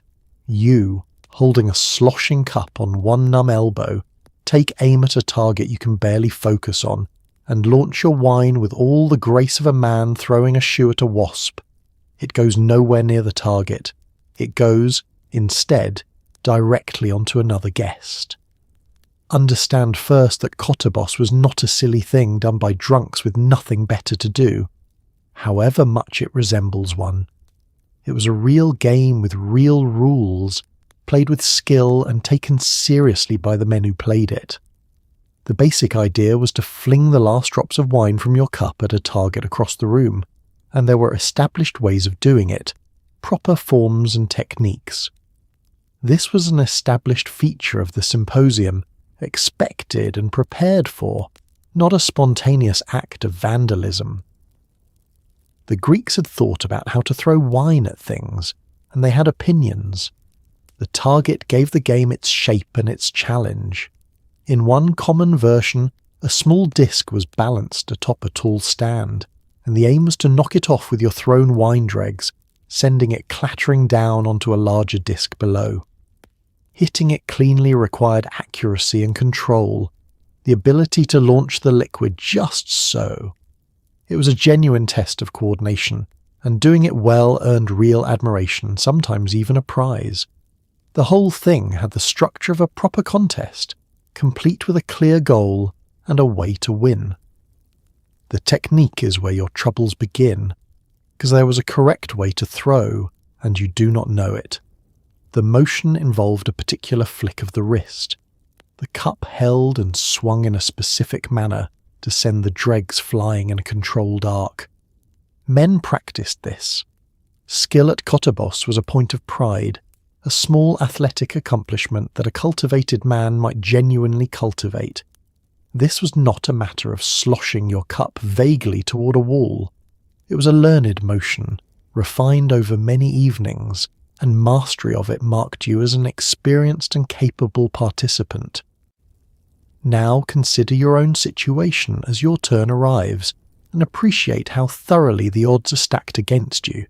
You're reclining, propped on your numb and aching left elbow, holding a cup you can barely keep level. You're several rounds of watered wine into the evening, and the target across the room refuses to hold still in your vision. You have never performed this motion in your life. Everything about your position, your state, and your total lack of practice conspires against the possibility of success. And yet the room expects you to take your shot. So you take it, and it goes exactly as badly as everything has prepared you to expect. You swing your cup in a rough imitation of the motion you have watched the others use, and the wine leaves your cup on a trajectory that has nothing to do with the target. It sails wide, arcs off course, and lands squarely on a fellow guest, who receives your dregs with the weary resignation of a man who has been hit by beginners before. The target stands untouched. Your neighbour drips. You have contributed to the ancient and honourable game of Kotterboss in the only way available to you, which is disgracefully, and the room moves on to the next thrower. When flinging wine loses its novelty, the games continue, because a Greek symposium runs on friendly competition the way a modern party runs on awkward small talk. There are riddles to solve, clever verbal puzzles meant to show off your wit, and games of chance played with astragaloi, the knuckle bones that serve as ancient dice. Losing carries penalties, often the delightful punishment of having to drink more, which rather defeats the purpose of trying to win. You attempt a riddle and answer it wrongly. You roll the knuckle bones and lose. Each failure is rewarded with another cup, so that the worse you perform, the drunker you become, in a spiral that feels less like a game and more like a diagnosis.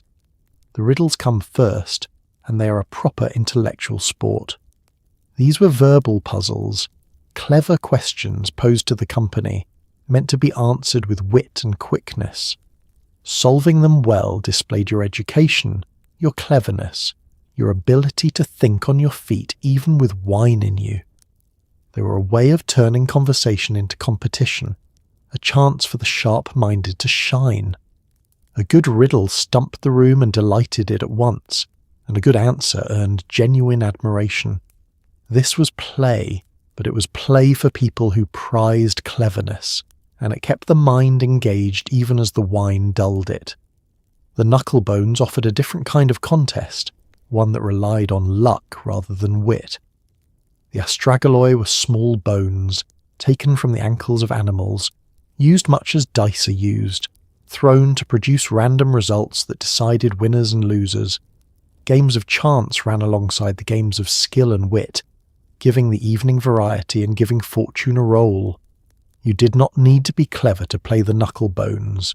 You needed only to throw and hope, which made them accessible to everyone, including men too far into the wine to manage a riddle. The penalties are what tie the whole thing together, and they reveal the peculiar logic of the symposium. Losing a game often meant a forfeit, and a common forfeit was to drink. More wine was the price of failure. This is a strange arrangement when you examine it, because the punishment for doing badly makes you worse at everything that follows. In a gathering already devoted to steady drinking, adding more drinking as a penalty creates a current that pulls the loser ever deeper. The games were fun, but the stakes ensured that the fun compounded cup by cup. For you, this produces a grimly comic spiral, and you feel it tightening with every round. You attempt a riddle and get it wrong, so you drink.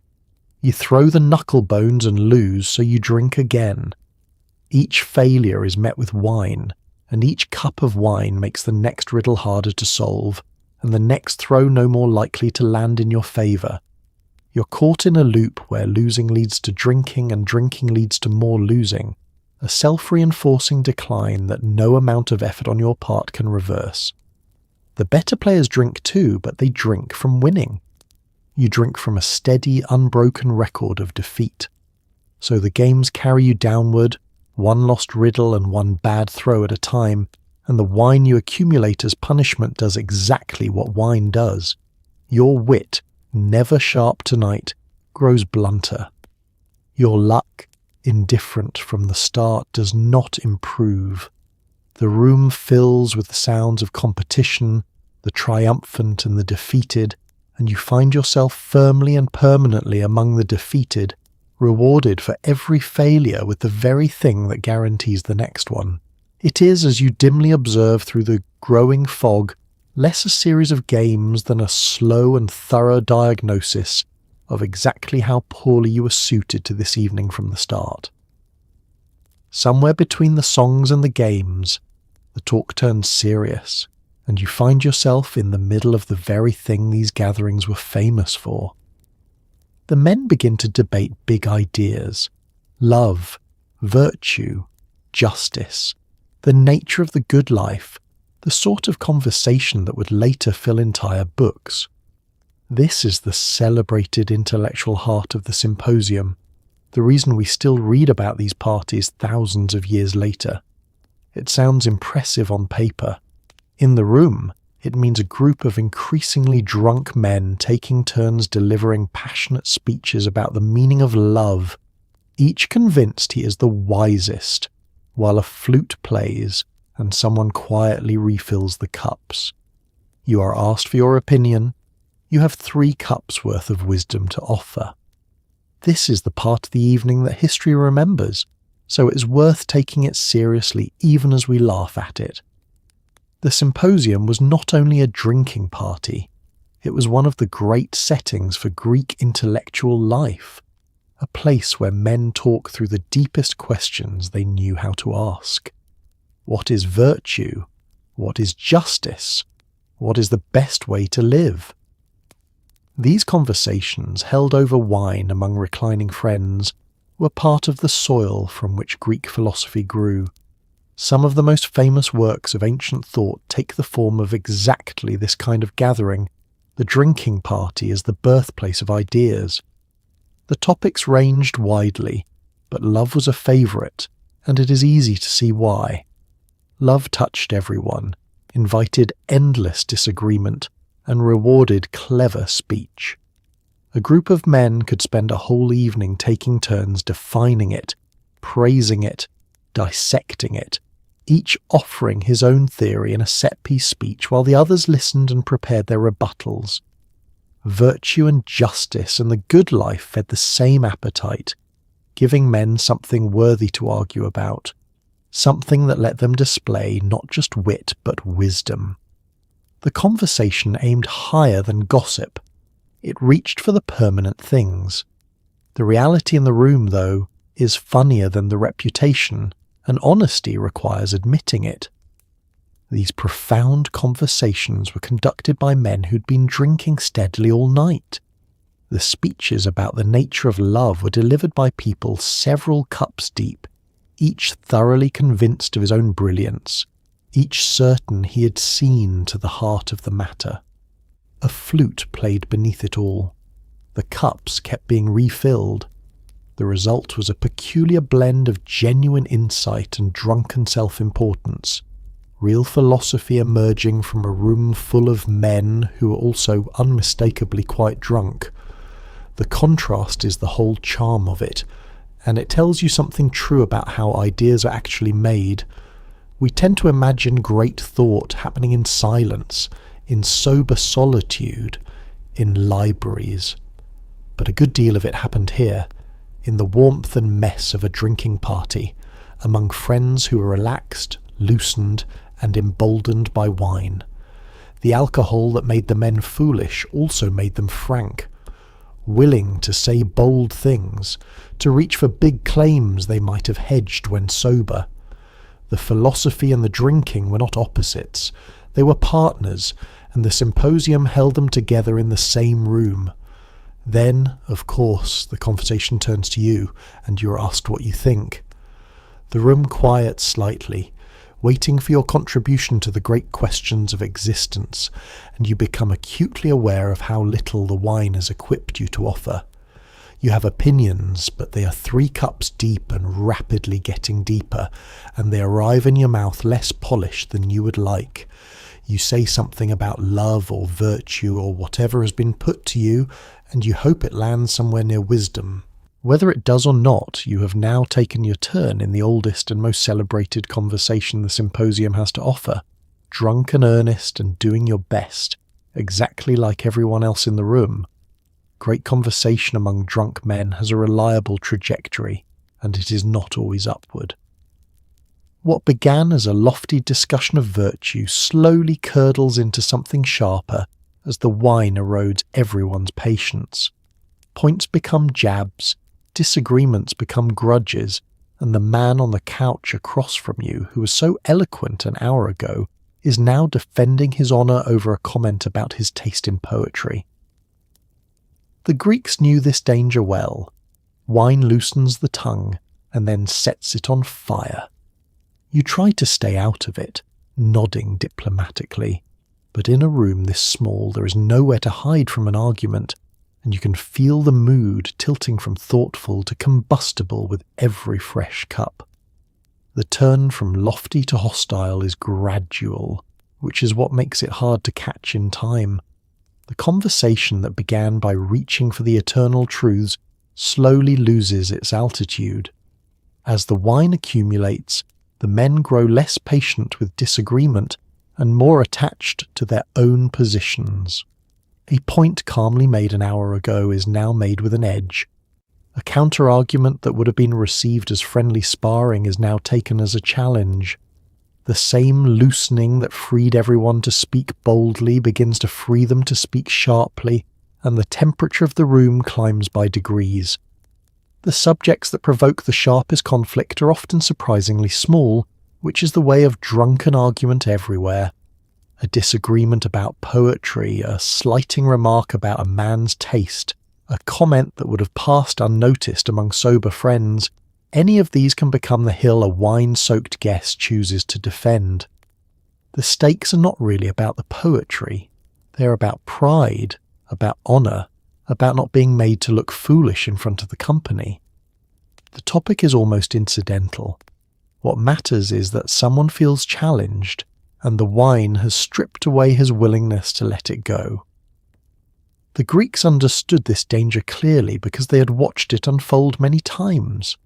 They knew that wine loosened the tongue and could then inflame it, that the same drinking which produced warm fellowship and brilliant talk could also produce quarrels. This was one of the risks the whole structure of the symposium, its rules and its symposiarch and its measured pace, was designed to manage.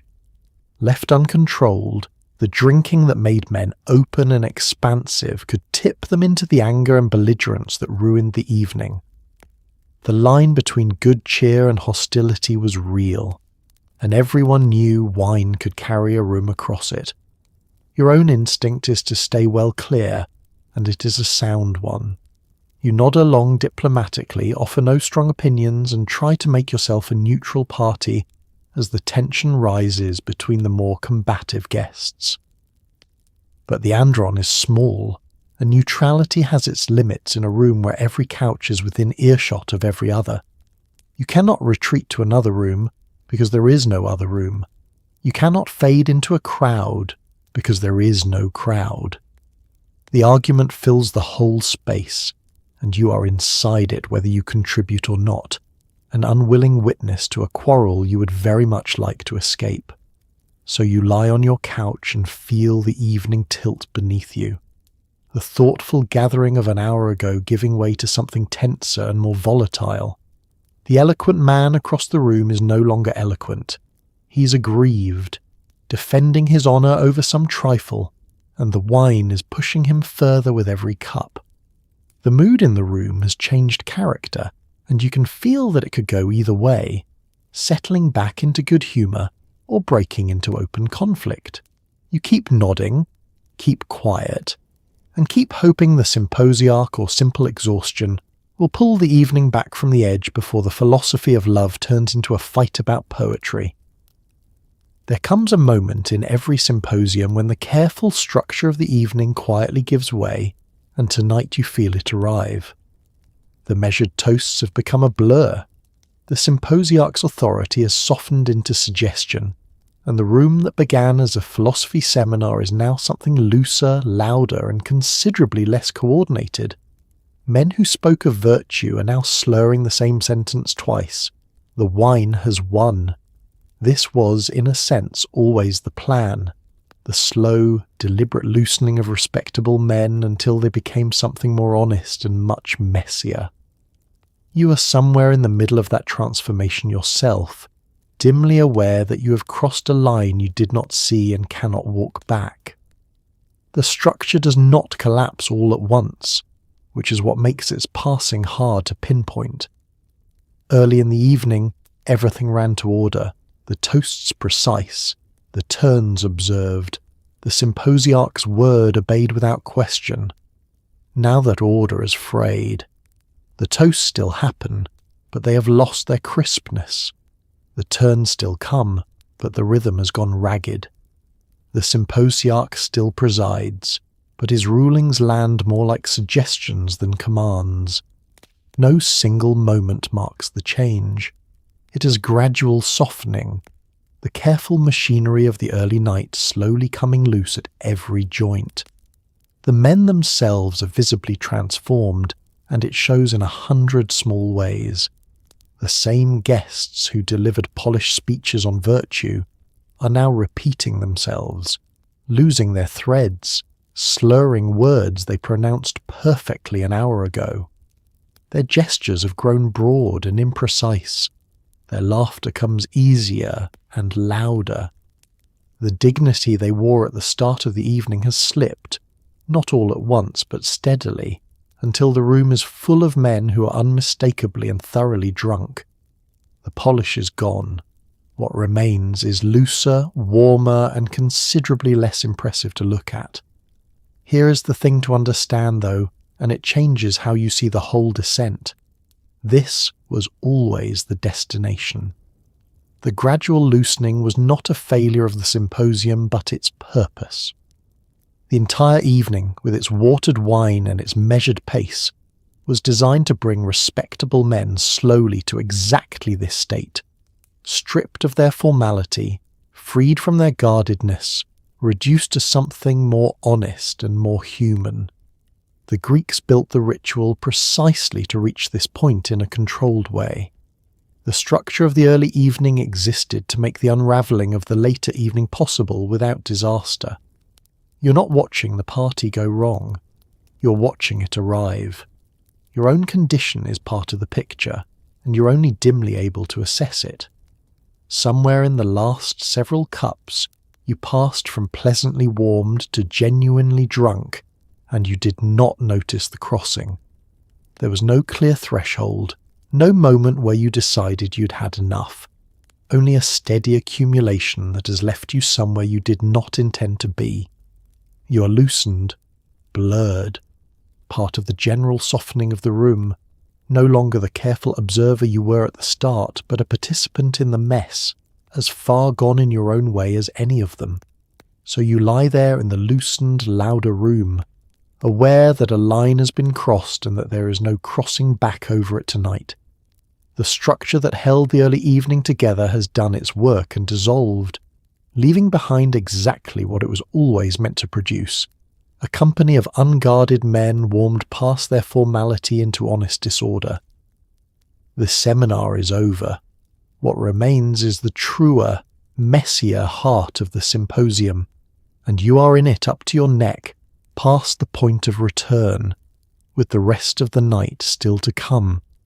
Here the ancient banquet reveals a detail that modern politeness would prefer to skip over. When a man had drunk more than his body could hold, the solution was not always to stop.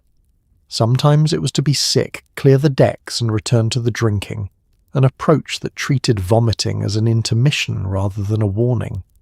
It is as grim as it sounds, and it happened in plain view of the reclining company without much fuss. You witness this firsthand from your couch, trying to maintain your philosophical composure while your neighbour takes a brief, business-like break from the festivities.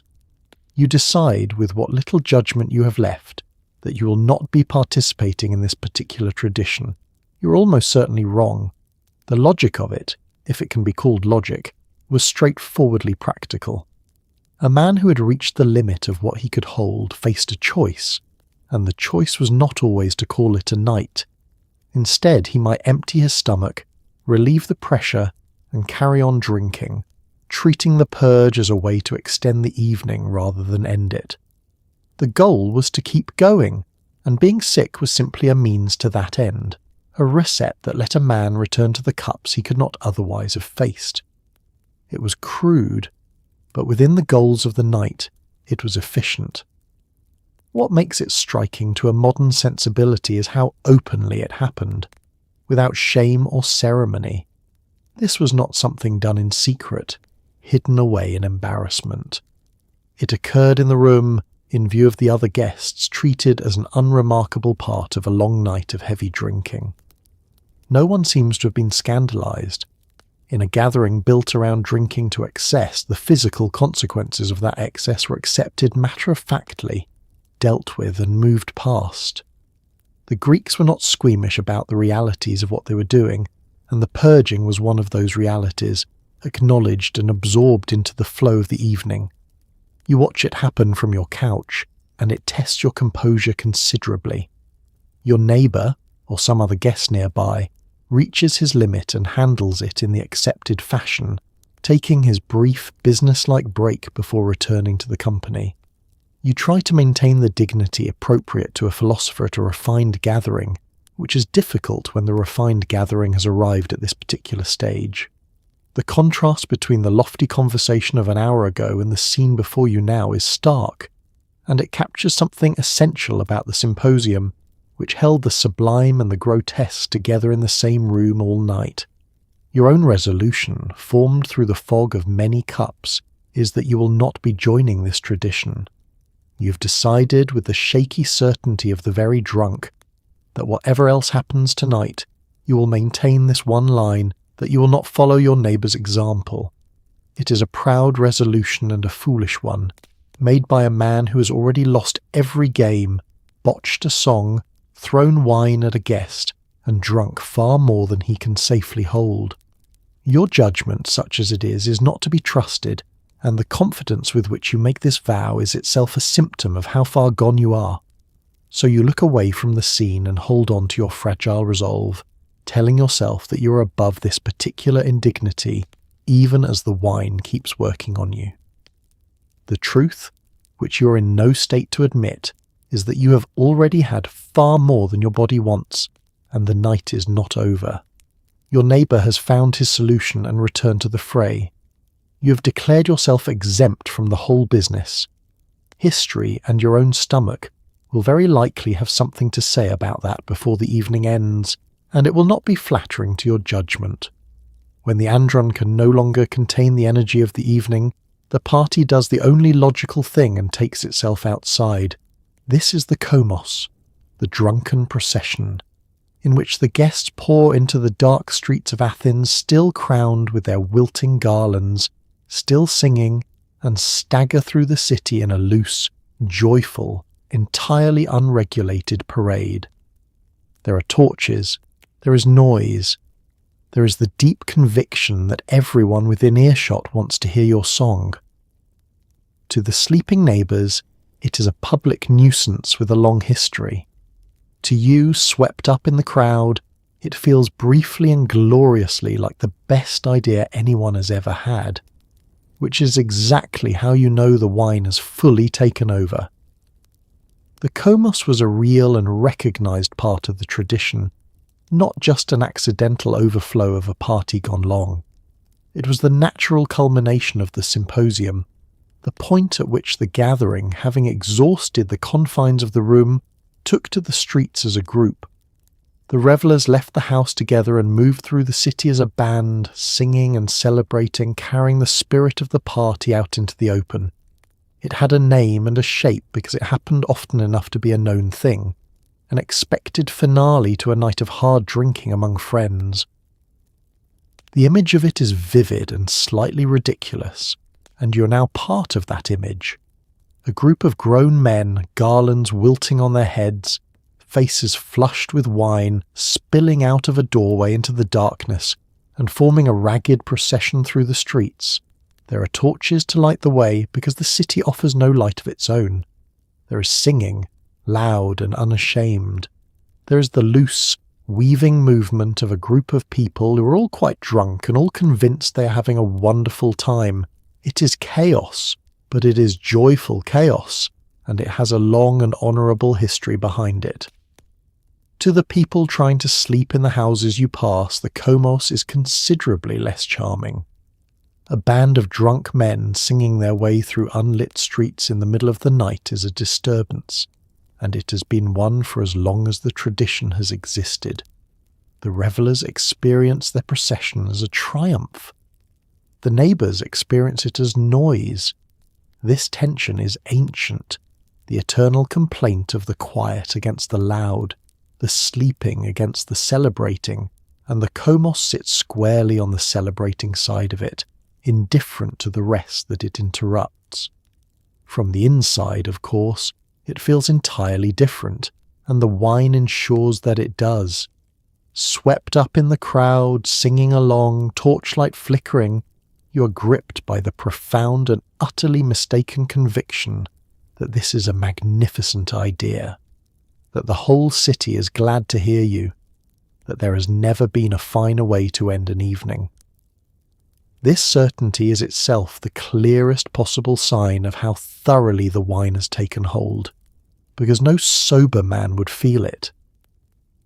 The Komos runs on exactly this kind of misplaced confidence, a group delusion of magnificence shared by everyone in the procession and no one watching it. So you stagger through the dark streets of Athens with your fellow revellers, crowned in wilting leaves and singing to a sleeping city, feeling briefly like part of something glorious.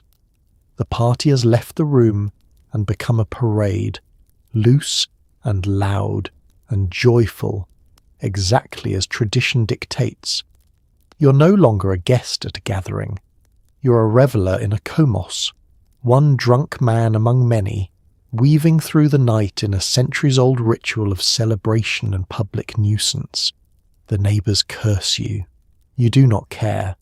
The wine has fully and finally taken over, and for this brief, bright moment, that feels like the best thing that has ever happened to you. Eventually the procession thins, the singing fades, and you're left to face the final challenge of the night, getting home. Athens after dark is a lightless maze with no street lamps, no signs, and no shortage of ways to injure yourself, and you're attempting to cross it while deeply, historically drunk. The same open sewers and uneven lanes that greeted you on the way in are now genuine hazards, and your garland has slipped over one eye. You navigate by memory, instinct, and blind optimism, bouncing gently off walls you're fairly sure you recognise. Somewhere out there, other guests are doing exactly the same thing, and the streets of the greatest city of the ancient world are dotted with wise men feeling their way home.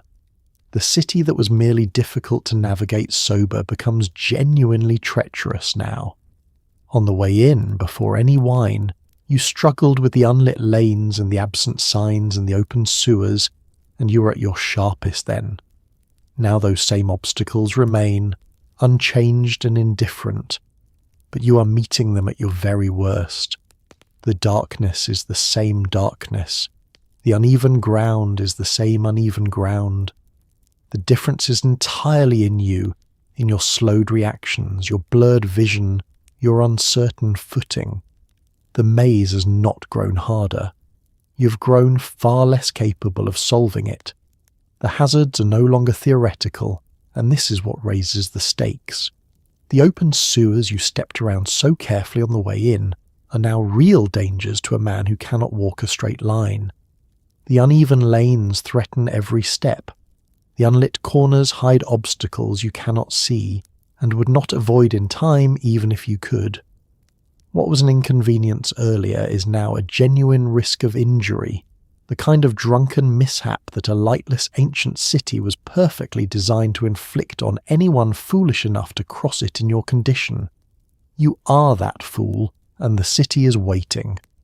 Your equipment for this challenge is not encouraging. You navigate by memory, which is unreliable and getting worse. You navigate by instinct, which has been thoroughly compromised by the evening. You navigate, above all, by blind optimism, the drunk man's unfounded faith that everything will somehow work out and that home lies just ahead. Your garland has slipped over one eye, which does not help.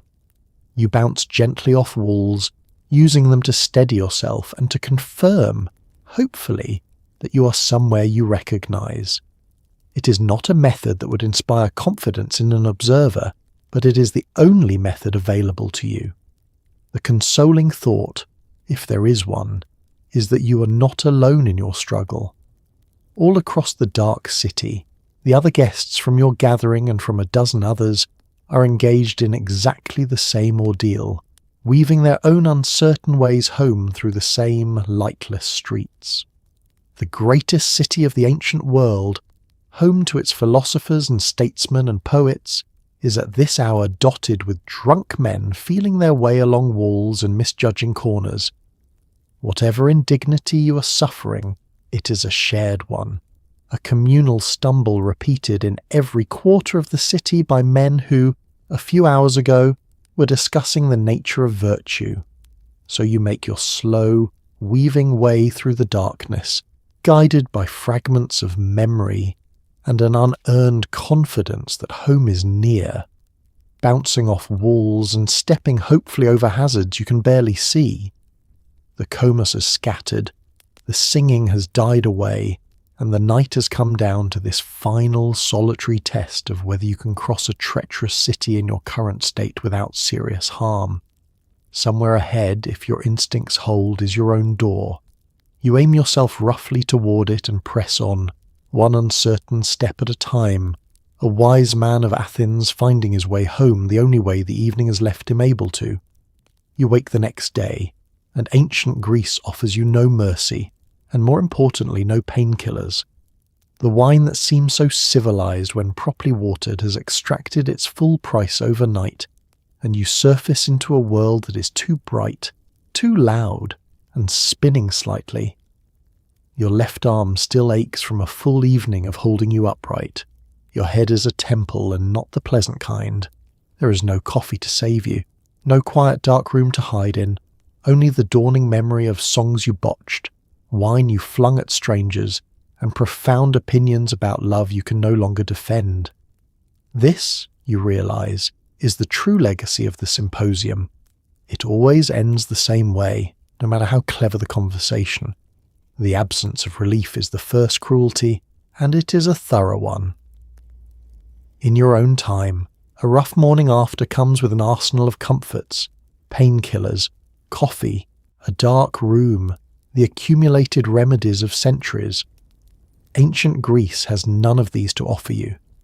There is no pill to dull the ache in your skull, no coffee to drag you back toward alertness, no cool, quiet refuge in which to recover. You must simply endure the full consequences of the night, unmedicated and unassisted, in a world that has not yet invented most of the things that would help. The wine had its pleasures. The morning has its bill, and it must be paid in full. The watered wine that felt so mild and civilized reveals its true nature now. All evening it seemed gentle, tamed by the water, safe enough to drink cup after cup without alarm. But the cups added up, round after round, game after lost game, and the total has come due overnight. The dilution that made the wine sustainable did not make it harmless, only slow. You drank for hours precisely because it was watered, and the sheer accumulated quantity is what greets you this morning, spinning the room and pounding in your head. The civilized wine has proven in the end entirely capable of ruining a morning. Your body offers its own specific complaints, and the left arm is the most distinctive. Beyond the expected headache and the general misery, there is the particular ache in your left elbow and shoulder, the lingering price of an entire evening spent propped up on one arm. Most of your suffering this morning is the ordinary suffering of too much wine, but that arm is a souvenir unique to the symposium. a physical reminder of the reclining posture that tortured you slowly all night. It aches in a way that no drinker of your own time would recognize, a distinctly ancient injury earned in a distinctly ancient way. Then the memories begin to arrive, and they are worse than the physical pain. As your mind clears enough to remember, the evening returns to you in unwelcome fragments.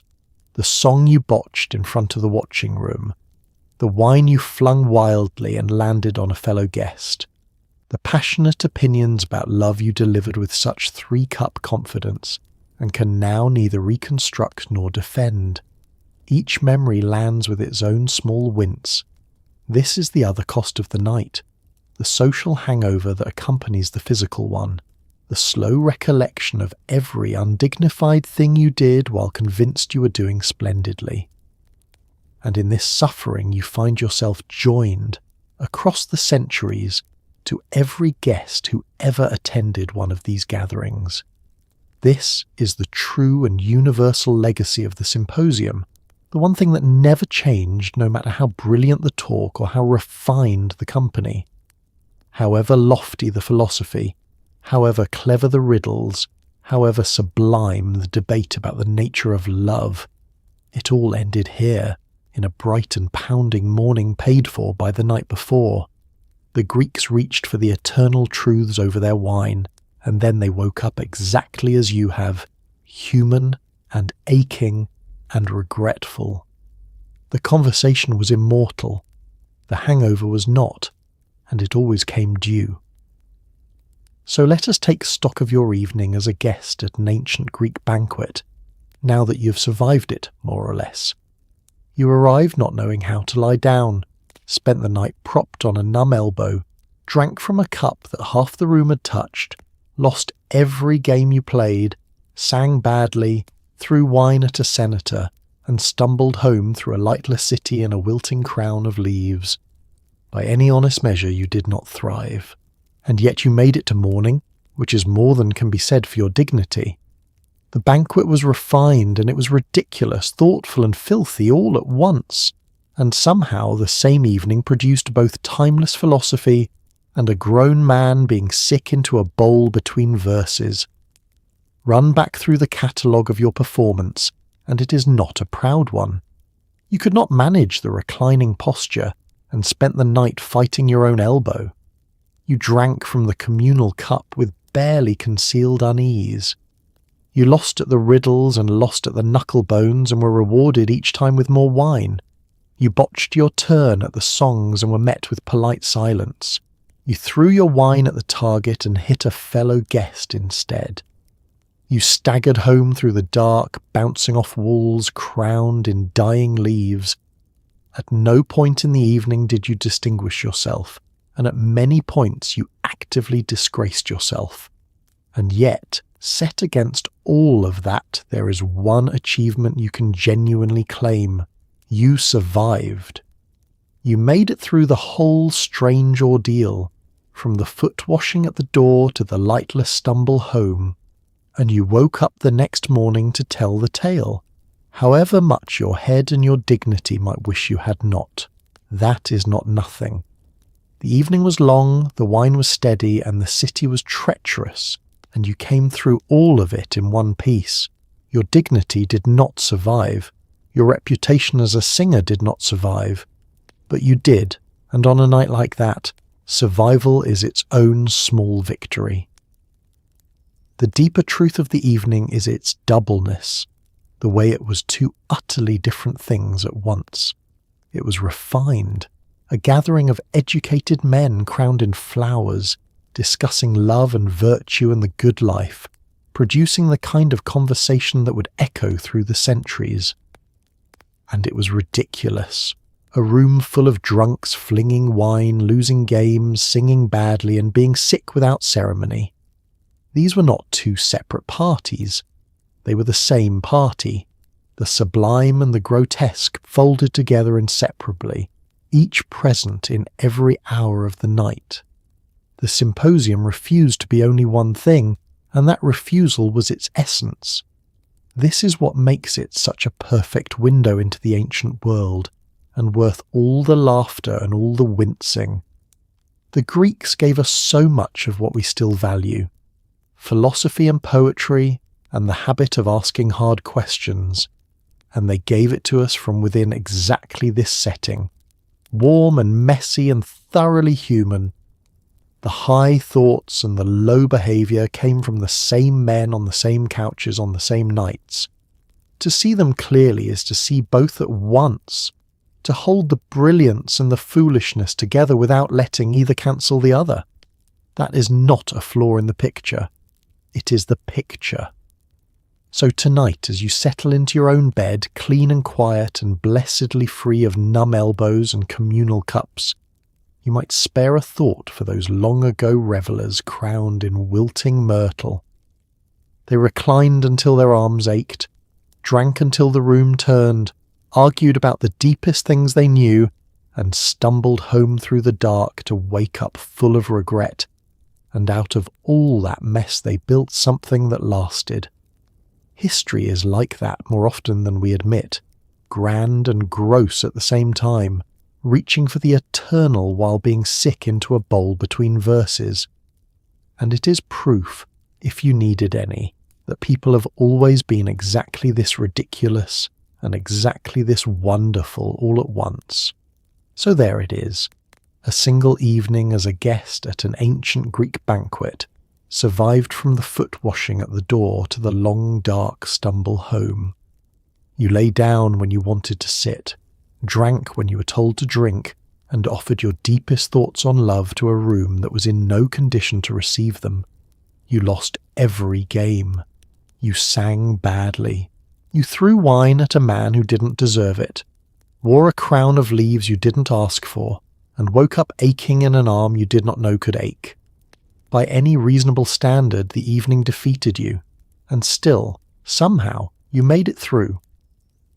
It is easy to laugh at all of it, and we have, but there is something worth honouring underneath the mess. These were people reaching for the highest things they knew how to reach for, warmth and friendship and wisdom and beauty, and they were doing it with the tools they had, which included a great deal of watered wine and no painkillers for the morning after. They built the whole architecture of the symposium, the couches and the mixing bowl and the measured cups, not just to get drunk, but to get drunk together, thoughtfully, in a way that might produce something worth keeping. And astonishingly, it did. Some of the finest thinking of the ancient world came out of rooms exactly like the one you stumbled through tonight. So when you settle into your own bed, with your soft mattress and your quiet dark room and the certain knowledge that no one is about to pass you a shared cup or hand you a branch of myrtle and ask you to sing, maybe spare a small warm thought for those long-ago revellers. They reclined until their elbows gave out, argued about the meaning of everything, poured good wine to their gods, and wove home through a lightless city crowned in wilting flowers. They were refined and they were ridiculous, brilliant and foolish, all in the same breath, and they never once pretended to be anything other than gloriously, hopelessly human, because that is the strange comfort history keeps offering us night after night. People have always been exactly this contradictory, chasing the eternal truths one moment and being sick into a bowl the next, and somehow finding meaning and friendship and even a little wisdom in the middle of all that beautiful chaos. And they carried on anyway, glad to be alive and gathered together, one shared cup at a time. So, rest easy tonight. The wine is watered, the lamps are low, and there is nothing left for you to do but drift off. Sleep well.